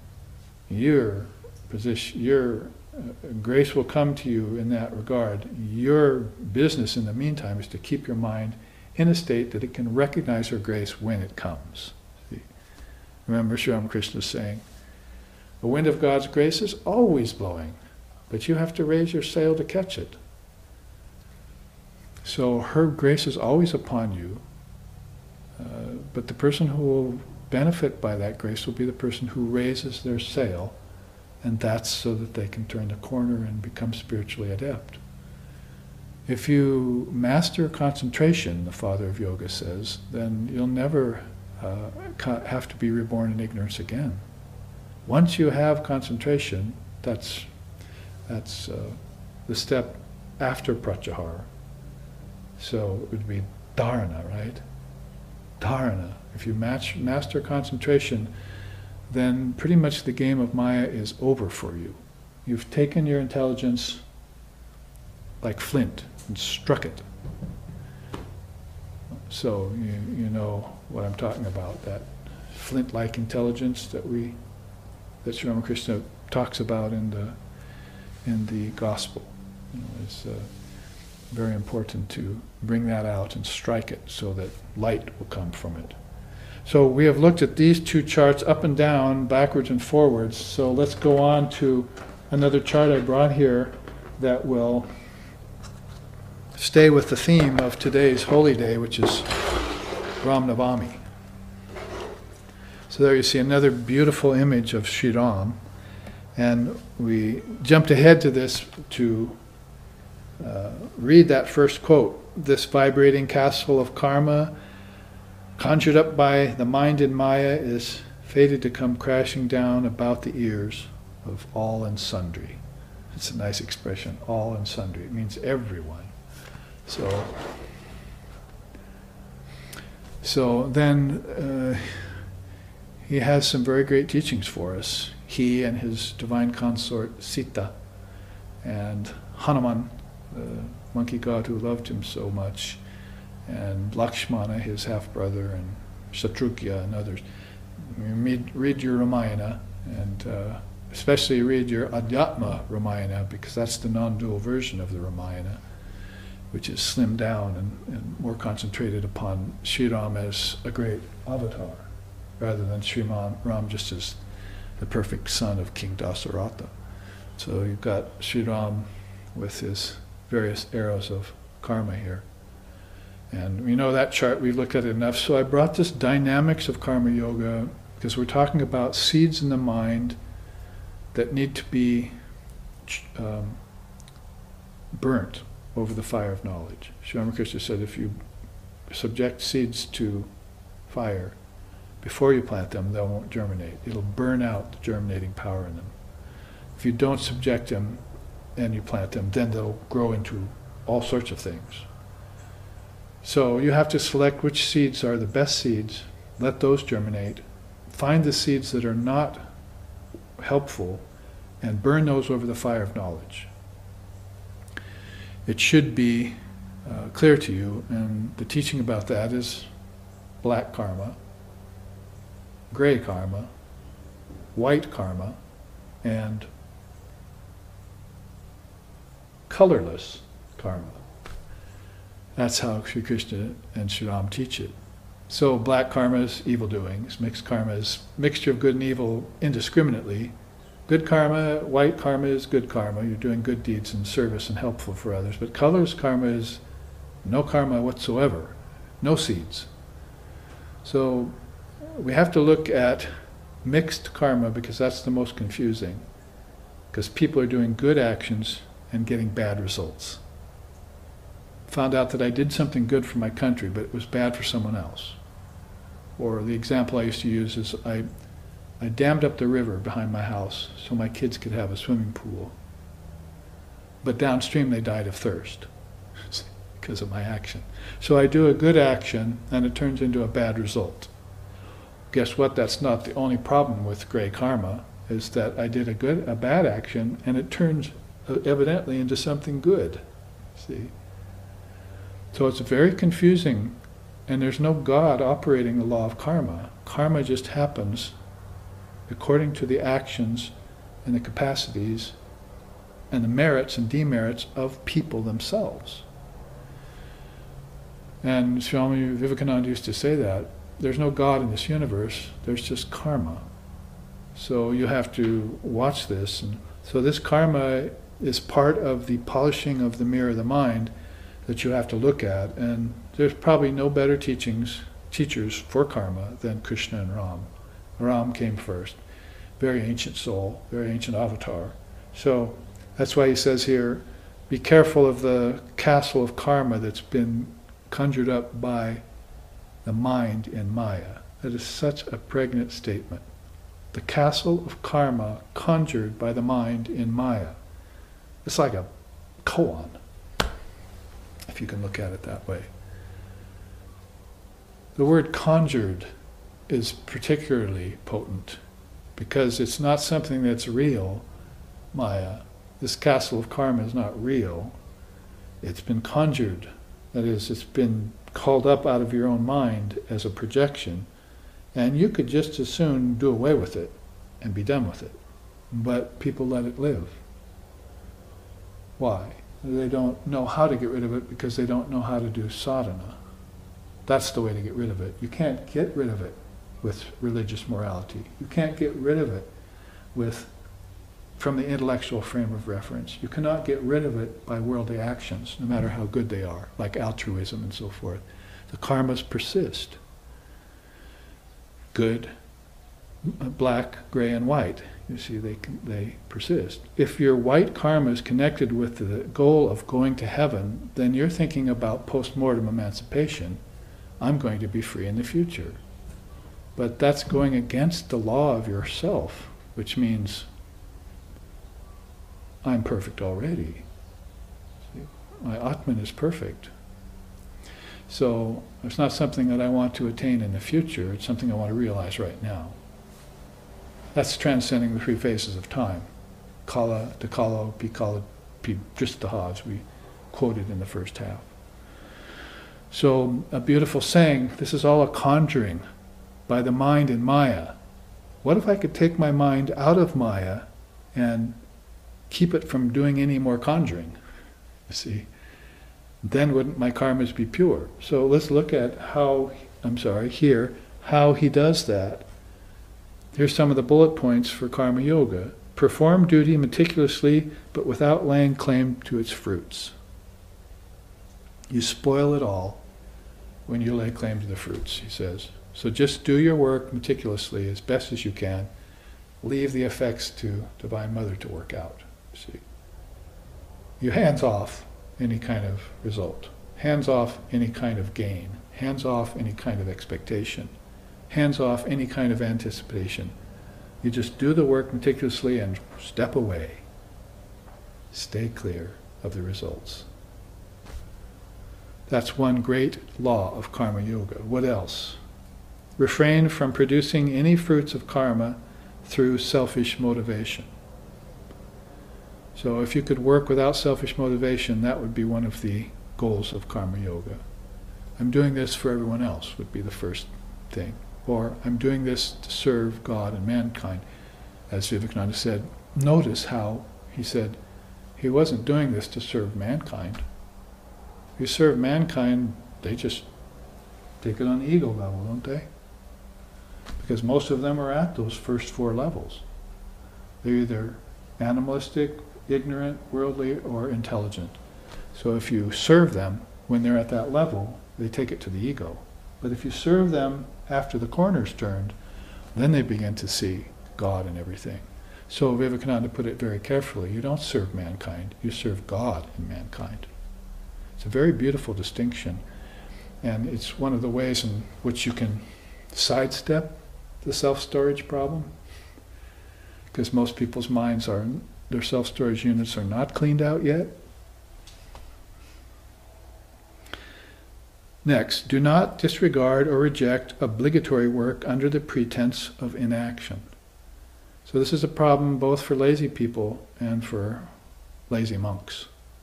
Both householders and monks run this problem. Oh, I don't think I should do that work because the scriptures tell me to be non-dual. I shouldn't do action. I should be inactive. But Krishna in the Gita is telling you the opposite. Chapter 2, Chapter 3, Chapter 4, Chapter 5, he says, Arjuna even asks him, should I be active or inactive? Be active. Do the karma, do the work, because it'll purify you. And once you're purified, then you can understand what inaction is. But if you start off with inaction, like, oh, I'm not going to do any of this work, for whatever reason, but it's obligatory that you do it, then you're cheating karma. And that will end in no good for you. See? So you do the work meticulously without laying claims to the fruit, serving God and mankind with no pretense about action and inaction. These are the rules of karma yoga, which will clear out that storage unit called your mind. going to the top at his beautiful crown.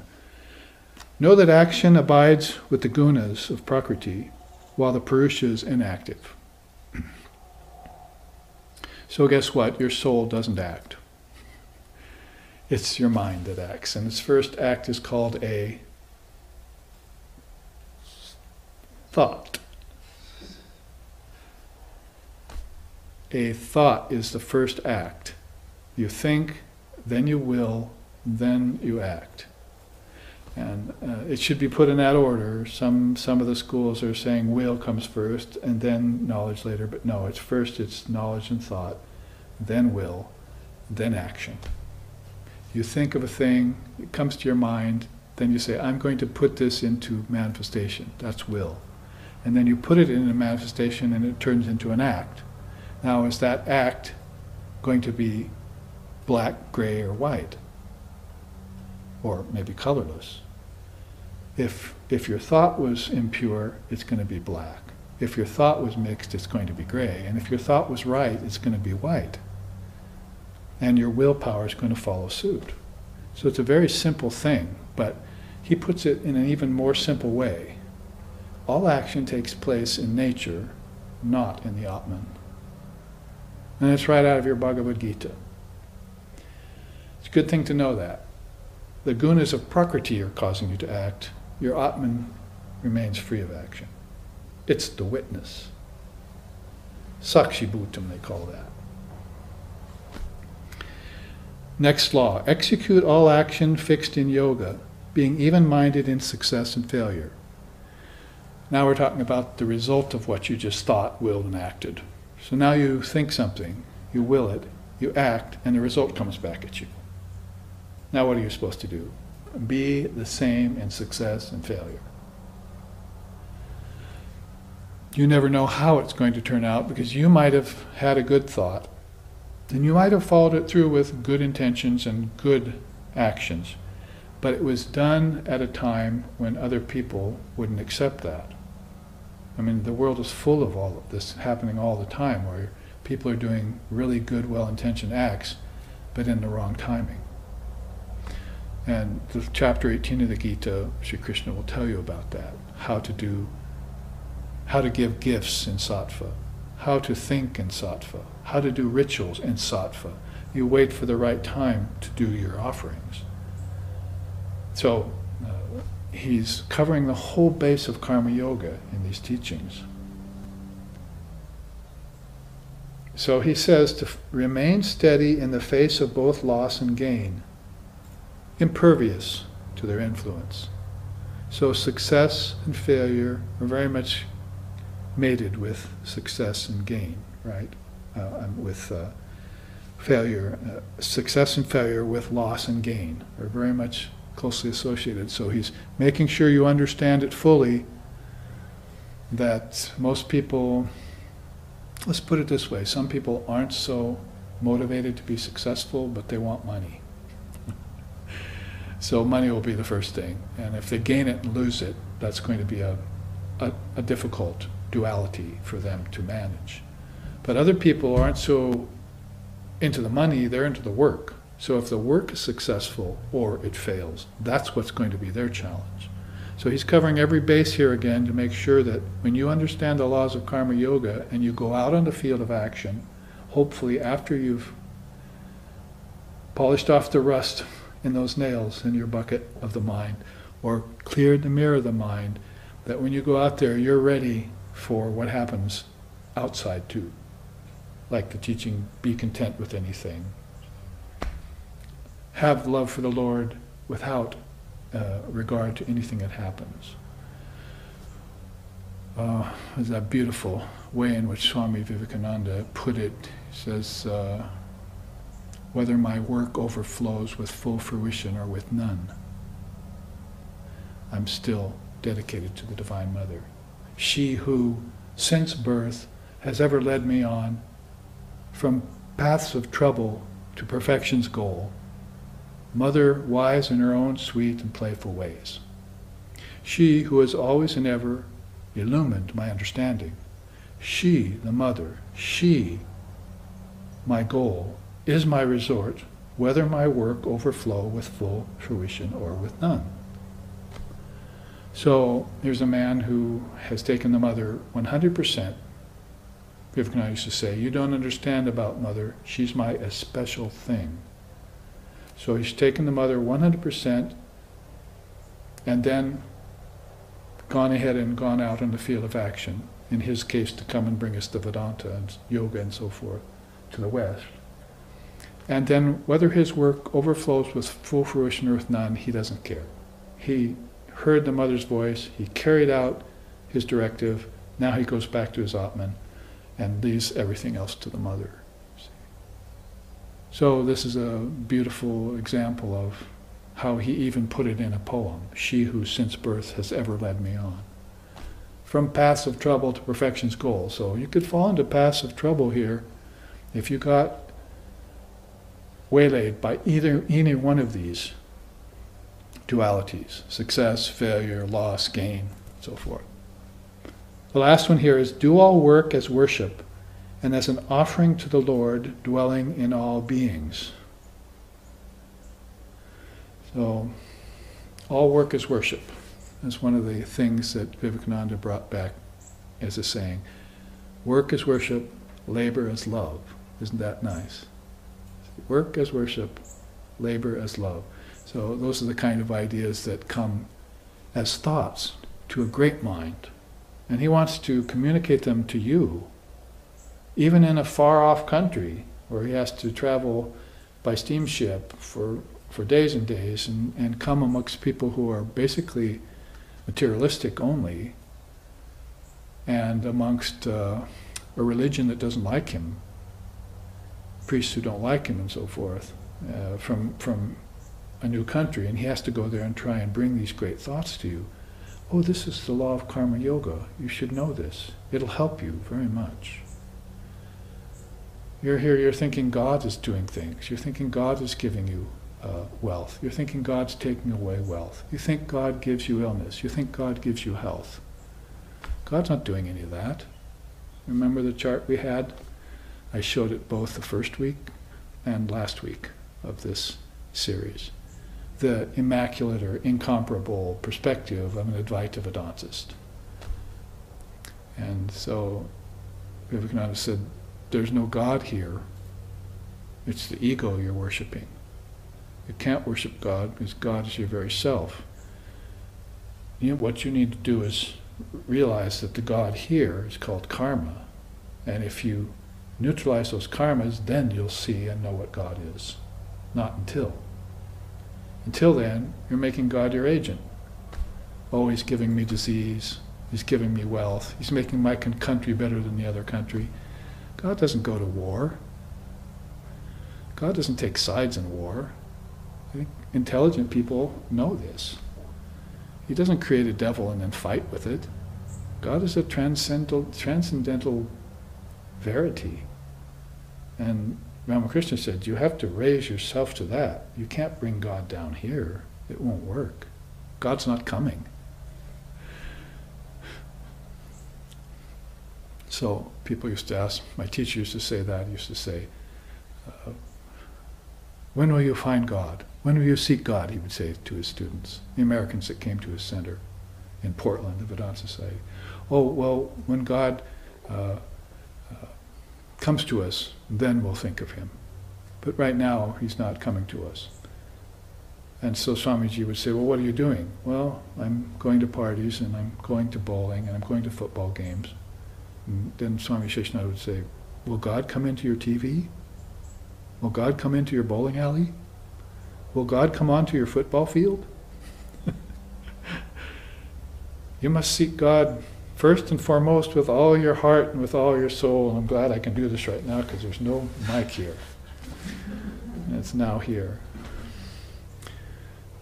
So we need to remake our whole definition of what God is. And if you say God in our tradition, it means Brahman.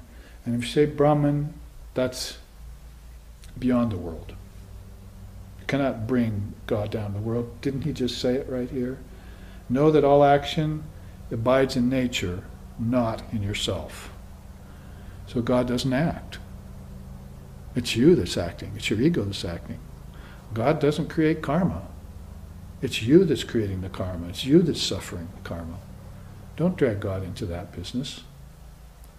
Make your mind pure and raise yourself to know what God truly is. It'll be your Atman. It'll be your true nature. It'll be your Buddha nature. It'll be your Paramatman. It'll be your highest ideal. And that's beyond the worlds of name and form, in time and space, based in karma. Beyond Maya.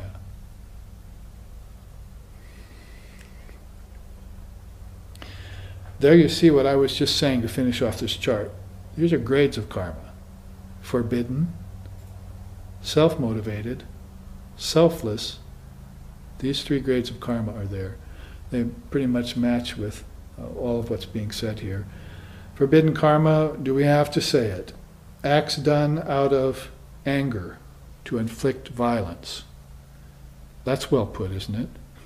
That's forbidden. You don't do any acts out of anger to inflict violence.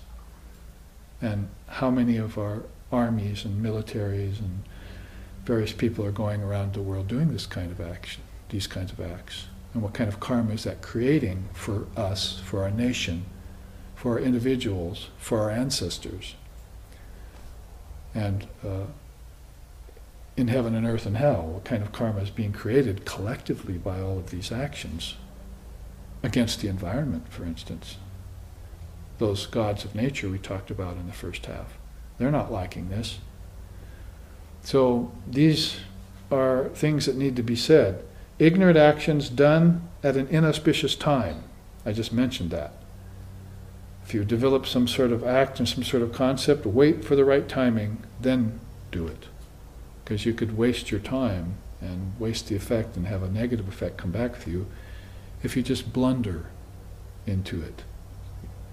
Like I was telling a young student the other day, sitting here on the couch, and I'm going to go outside. So I should premeditate it. I'm going to stand up, walk over, unlock the door, slide it, go out the door, close it, and sit in that chair on the deck. I don't just throw myself out on the deck. For one thing, this is a sacred space. I shouldn't do anything ignorant in a sacred space. So I should very premeditate it all. They're calling this mindfulness nowadays, in some of the Buddhist schools and all that, but I think it's beyond just mindfulness. You have to know this is a sacred space, that is, I am the sacred space, and all action takes place out there, not in me, and then do the action. So there's a lot of very powerful wisdom elements that you're going to have to take into account and meditate on before you understand how to act properly and safely. He says, perverse actions committed against Dharma. Once you come to know the Dharma, you're going to want to hold that sacred and don't do anything against the Dharma. Actions done out of guile and hypocrisy. Those are also to be avoided. That's called vikarma, forbidden. Verboten, as the Germans say. It's forbidden karma. What about self-motivated karma? Because what did he say up here about self-motivated karma? You have to be free of it. So this is called karma itself. Actions performed for selfish reasons alone. Actions done for reward or out of expectation. Actions which are attended by attachment. Action engaged in for glory, honor, and power. Beneficial action abandoned due to difficulty. Here's, you might say, 5 grades of the second grade of karma. You might be looking at the law of karma yoga right now and saying, I don't think I can do this. See, today's people. But take up one of these as a challenge. Put it into operation and see what the result is. And then take the next one and master it. It's all done in here, basically. The result happens out there. So do it in here, self-storage, and then take it out of the self-storage unit, air it out, and see what happens. This is life. This is what the field of life is for. Akarma, of course, is selfless. It'd be that colorless karma we're talking about. So vikarma, karma, and akarma. Akarma is selfless action. It's almost difficult to understand. I like this D sentence that comes next. Doings devoid of design and desire. D. And if you have a hard time remembering some of the laws of karma yoga, just put it into a few initials like they do nowadays with companies and so forth. DDDD.com. It's Karma Yoga website. It's doings devoid of design and desire. Do everything with no self-motivated design and with no specific desire. Just do them because they ought to be done. In that way in which he's telling you. Then acts successfully subjected to the fire of yoga. My all-out favorite of everything on this chart. If you can subject all your actions to the fire of yoga first, that's wisdom yoga, fire of knowledge, then those seeds will be burned. They won't have a chance to germinate. Then you'll understand what colorless karma is, what akarma is, what inaction is, and how Krishna is telling you in the Gita, those who understand action in inaction, and inaction in action, they truly understand. Very difficult to understand something said like that, unless you study the laws of karma yoga and get a hint from these great souls. So acts successfully subjected to the fire of yoga, they will burn, you see, and then they will produce no karma in the end. This very much in accord with our self-storage teaching today and last week. Then, acts engaged in while thinking, I do nothing. Of course, this is one of Sri Ramakrishna's secrets. I don't do anything, Mother does everything. So people heard that, and then they started repeating that. But in their case, it wasn't working. They were still getting karma back. Sri Ramakrishna had become so selfless, so egoless, so free, that he could actually say, because he realized, I don't do anything, Mother does everything. And for him, of course, that was an absolute truism. For others, then they're going to have to work up to that by stages, because as long as your ego is involved in an act, you're still going to reap the effects of it. This also pertains to good action.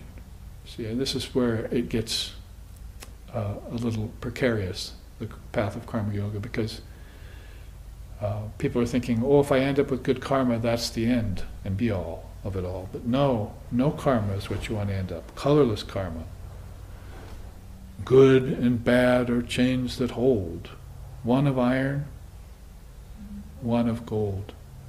So both kinds of karmas, both kinds of chains bind you. Doesn't matter whether it's an iron chain or a gold chain, they both bind you. This is why you need to get beyond the dualities of good and bad, pleasure and pain, life and death, bondage and liberation, and a whole host of other dvandva mohenas. That is, mohena, moha, delusion. Two things, you see, that are always getting into your mind and causing you delusion. What else is there for us? Actions free of hope and desire for possessions.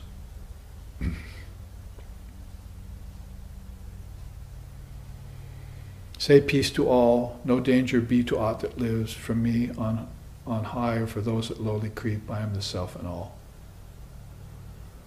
All worlds both here and there do I renounce, all heavens, all earths, all hells, all hopes and fears. So Vivekananda, echoing the words of Sri Ram and Krishna earlier, that abandon actions, you should do actions free of hope and desire for possessions. So hope needs to go. It's the last-ditch effort. It's your least favorite quality among all the beautiful qualities. If you have to resort to hope, then you've fallen a long way, as the great seers tell you. Then, penultimately, actions done by the mind steeped in wisdom. So you can subject your acts to to the fire of knowledge. But what if you already have knowledge and you do your acts with that abiding wisdom in you, like the great souls do? Then there's no chance of any germination, good, mixed, bad. It's as if karma is actually illusory. Evil is illusory. That's why you should resist not evil. So everything that happens, good and bad, that comes from actions, is put into an even keel. And that's what he means by a mind, doing actions with a mind steeped in wisdom. So your self-storage unit at that time has become cleaned out. What did you put back in there after it was cleaned? Huh? Viveka and Vairagya. Yes, the Jnani would put Viveka and Vairagya back in there, but the householder devotee would open there and say, Sri Ram, Sri Ram, Sri Ram. Put the little leaf in there with the name of Ram on it. That would be the only thing in his self-storage unit. From then on would be this name of Ram, or the name of God, or Divine Mother of the Universe. And finally we have this, work undertaken for the sake of sacrifice. That's a good karma, you see, or an akarma. So if you can do works for the sake of sacrifice, basically means for others, like the family man will do works selflessly for his children and for his wife, and the wife will serve the family and the brothers and her husband's brothers and everyone equally, and that will be her path of keeping all the karma cleaned away by these acts done for the self of sacrifice, for the sake of sacrifice. So there we've gone through the dynamics of karma yoga and the 3 grades of karma. Sometimes we take up the 3 shades of karma and the 4 different kinds of karma, but this has been, with this beautiful image of Sri Ram here, a way of saying. So here's Sri Krishna's quote to end it all. The threefold fruits of action, good, mixed, and evil, accrue after death to all who are attached. But no karma attends those who renounce. That's a good summation, not only for this chart, but for the whole subject of karma yoga. The threefold kinds of action accrue to those after death, to every embodied soul. But no karma attends those who renounce. So if you could start off the whole shooting match of life, or come into life with a mind self-storage unit that's already clean, like some of these great souls have done that we've studied and that we hear about, and that we love and worship and revere, then that's renunciation. You've renounced everything, and you're doing everything in the fire of renunciation. And so this is his summation, Sri Krishna's, in this case, summation to this teaching on dynamics of karma yoga. Because you never know when these actions are going to come back at you. Like, for instance, what's sung here.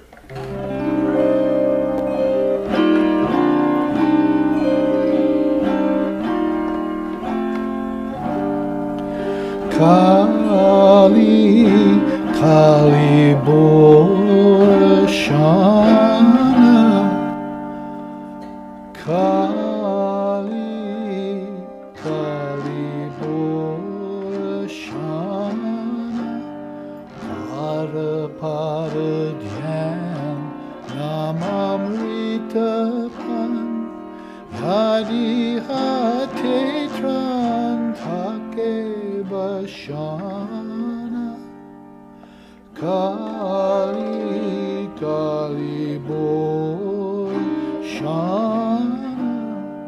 Kali, Kali Bhoshana. Ram Prasad, the poet, saint, and seer of Bengal, sings in one of his many beautiful songs, the ebb and flow of life and time passes by you unnoticed, while life's experiences are spent in vain. At any time, death, the dissolver of name and form, may draw near and undo your life's work with one fatal blow. So it is time to heed the mother's minstrel, who solemnly declares that repeating Kali's name destroys the illusion of death. So Ram Prasad sings boldly, it is always best to chant Kali, Kali, Kali. Kali, Kali Bo Rashana, Kali, Kali Bo Rashana.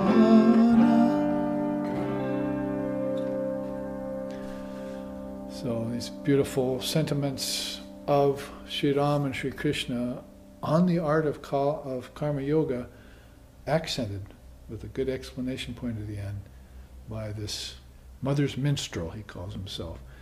Mother Kali's song spinner. He wants you to beware that death can draw near and end your life's work with one fatal blow like that. As we said in the first half, Shankara is saying, the greatest, strangest thing I've ever seen was that though death is all around, a man never thinks that he will die himself. So now we have gone through in this class, in this third class and final class of this secret of spiritual self-storage, we've looked at karmas, we've looked at samskaras, we've looked at the rules of Advaita Vedanta, and we've looked at the inside of a pumpkin and its seeds. We've used every way possible, up and down, inside and out, right side up, and so forth, in every way we could possibly look at it to describe the power of the mind and its seeds. Sampragyata. So we've reached a place where there's a kind of samadhi, even with objects, that the unattached, not selfishly motivated soul has attained. And now they're living at this sort of insuperable and difficult to understand level of consciousness that if you look at from the outside, you probably won't understand it in these great souls. Sages and seers and saints and saviors. And they evince this kind of level of consciousness. It's very difficult to see on the outside, so you have to get close, draw close, and study them in a better way. Now, if we wanted to look in the time remaining for some other teachings, then these are two charts I brought, which probably we won't be able to get to both of them.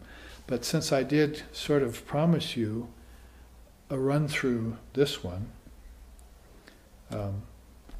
let's look at this related word called sankalpa. Sankalpa, vikalpa, it's talked about in the Gita. So, and in Lord Vashishta's teachings and of course other philosophies of India. Sankalpa means a mental projection. So as we were saying, if my mind is pure and I project, then good results, or maybe colorless results, transcendental results. My mind is, seeds of my mind are not pure and I project, then negative results come. Things that I don't like or aren't healthy and aren't good for myself and for others. So the mind is everything, my child. That's this quote straight from Holy Mother. The mind is everything, my child. So you need to purify its seeds before you project. So everyone does a kind of sankalpa. We looked at that last week. Remember the chart on sankalpa on earth, in heaven, and in the intelligence, intellect, higher heaven. That's a teaching of Lord Vashishta. So we looked at that. So we're going to follow up with sankalpa, meaning there are two kinds of sankalpa that are going on here. One's called lila sankalpa, and one's called mayik sankalpa. Those souls who are following along the river of suffering into the ocean of suffering are following mayik sankalpa. But those souls who are following along the river that leads back to transcendent reality are doing a kind of lilic sankalpa. So lila is, you know what it means, sport, sportive play. Sri Ramakrishna's Leela is world famous already in just a few hundred years, a couple hundred years since he was here. They think about him now as the master of the sport of consciousness. He himself said, I had one desire, to be the king of the devotees. So he came here and did that. Became the lord of all the devotees of the world. Now he has, in this world alone, 5 or 6 million people following him. That's how big our family is right now. We just being a few here amongst them and speaking about him. Just even speaking his name, Ramakrishna, is all auspicious, Sarva Mangala. So he was the master of this Atmik Sankalpa. That is, he had a life. He had a wife. He had children. That is, not blood-born children, but mind-born children, his 16 disciples. And he had a job. He was a priest of Kali Temple. So all these things he had, so he also had a kind of sankalpa, but his sankalpa was magnificent. It was atmik, it was all from the self, without any negative creeping into it. See, so as an example of how our mind should project, that's very important. So you hear the Divine Mother here, and on either sides of her are these 2 ladders, as it were. And you can see here that if you divide each side of it, one side says nirvana, and the other side says samsara. So that's what I was just saying. There are those who are following the path of nirvana. That is, the flight of the alone to the alone. They start out as Brahman, they live as Brahman, they go back to Brahman as Brahman, is a nice way of saying it. But there are people who are living in samsara. This ocean of suffering is crowding in on them. Why? So why? That's why we had a good look at this, to look at these levels of why, where the people ask the question why. Now on this side you see the word reality, and the other side relativity. It's been my complaint about science lately, that let's be fair. Science is supposed to be fair. Why are we always talking about relativity? Why not let in the other side called reality? Now there are scientists nowadays, and I was just reading on the computer the other day about them, that they're actually calling some aspects of relativity reality. So they're really missing the point. Reality is beyond name, beyond form, beyond time, beyond space, and beyond cause and effect. So does that sound like anything in relativity to you? This is what the seers say about reality. If you're an expert in relativity, more power to you.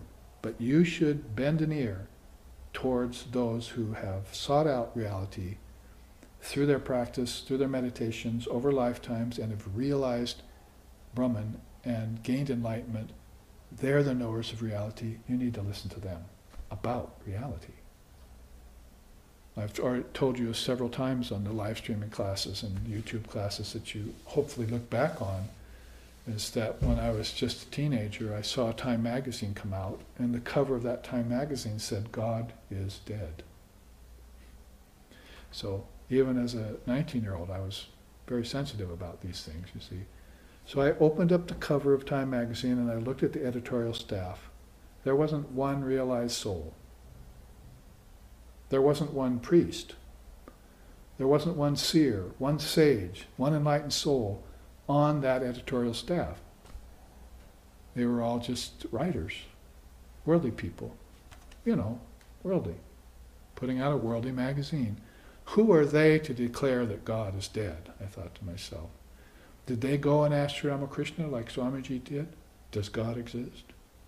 Did they get the answer from Sri Ramakrishna? Yes, God exists. I see him as clearly as I see you standing before me, Naren.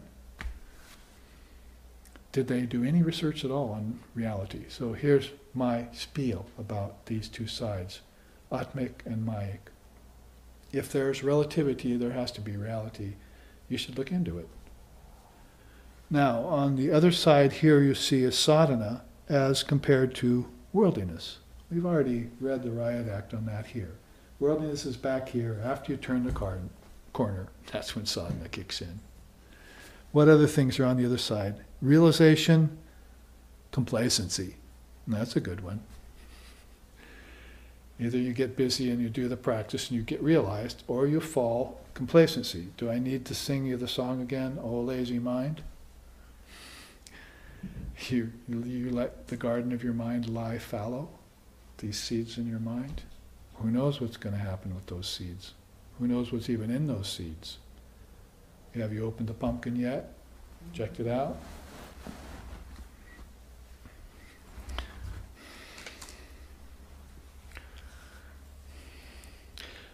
Now, I've shown you both sides of this. In the remaining time, which is not a lot, is it?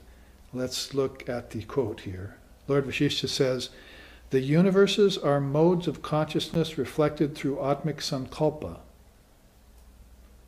the divine will of Parabrahma, which is said to evolve them all out of itself for the purpose of sportive play." So he's talking about not just one universe, all the universes. So I was just saying, you haven't checked into reality yet? If you checked into reality, you'd know that there are kingdoms of heaven within. Here's the physical universe. Oh, I see the particles just got real small on me. They turned into changing at a billionth of a second. So fast I can't even see them. What happens when they're gone? Particles of prana. My life breath. That's where my ancestors went, into prana, to another world inside. So, getting the point here then? Universes of consciousness reflected through Atmik Sankalpa. So they're not just one universe, a physical one, there's also one made of vital energy. That's where these souls are connected to, vital. They're going toward the life force. Your ancestors love the life force, that's why they want to be born again. They're addicted to life force. So there's another universe inside of that called the mind, another universe inside of that called intelligence, another universe inside of that called spirit or spirituality. It's hard to find English words for them. You have to say Bhutakasha, Pranakasha, Chidakasha, Gyanakasha, Vijnanakasha, Chidakasha. These are kings of heaven within you. They've been named by souls who know them, who traveled inside, who weren't just stuck outside with power, money, atomic particles and various things, matter, objects. They actually explored the inner realms. So this is where he says, the universes are modes of consciousness reflected through Atmik Sankalpa. The Trinity is doing this reflecting, you see. It's a big power there, Brahma, Vishnu, and Shiva. That's a powerful set of universes that are coming out of them. I need to make my acquaintance with them. Since we obviously aren't going to be able to get through all of this in this class, we can try. Lila Sankalpa, divine will at sport. Maya Sankalpa, power of obscuration. Lila Sankalpa, appearance of time, space, causation, mind, intellect as cosmic principles. Mayik Sankalpa, appearance of time, space, causality, mind, intellect as assumed reality. So people think the world is real, but those who do Atmik Sankalpa, Lila Sankalpa, know the world's not real. That's why Ram just told us to renounce it. Lila Sankalpa, universes as modes of awareness. Mayik Sankalpa, universes as ego-based ideas. Lila Sankalpa, acquisition of an illumined guru and adherence to a spiritual path. Mayik Sankalpa, I have to use this.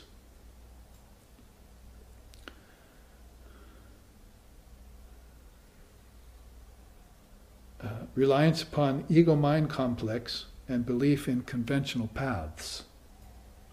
Lila Sankalpa, disciplined curbing of the mind's tendency towards sankalpa. You discipline the mind away from its projections. Mayik sankalpa, deluded contemplation of the things of the world as being real.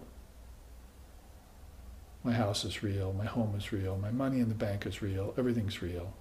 See? And this is what the ego is doing. This is mine, I own this. That's going to remain with me, I'll never lose that. Deluded. Lilik sankalpa, practice of yoga to remove the tendency of sankalpa and the desire for objects of the world. So if you're on the path of lila sankalpa, you're going to practice yoga to get rid of the tendency of ego-based sankalpa. But those who are doing ego-based sankalpa, what is it for them? Consciousness in association with sankalpa contemplates ever denser states of matter, right down into the mud of animalism. I think I'll contemplate outward, outward, outward, outward. I'll even shoot into outer space with some idea that I'm going to find someone up there, or another planet with water on it or something.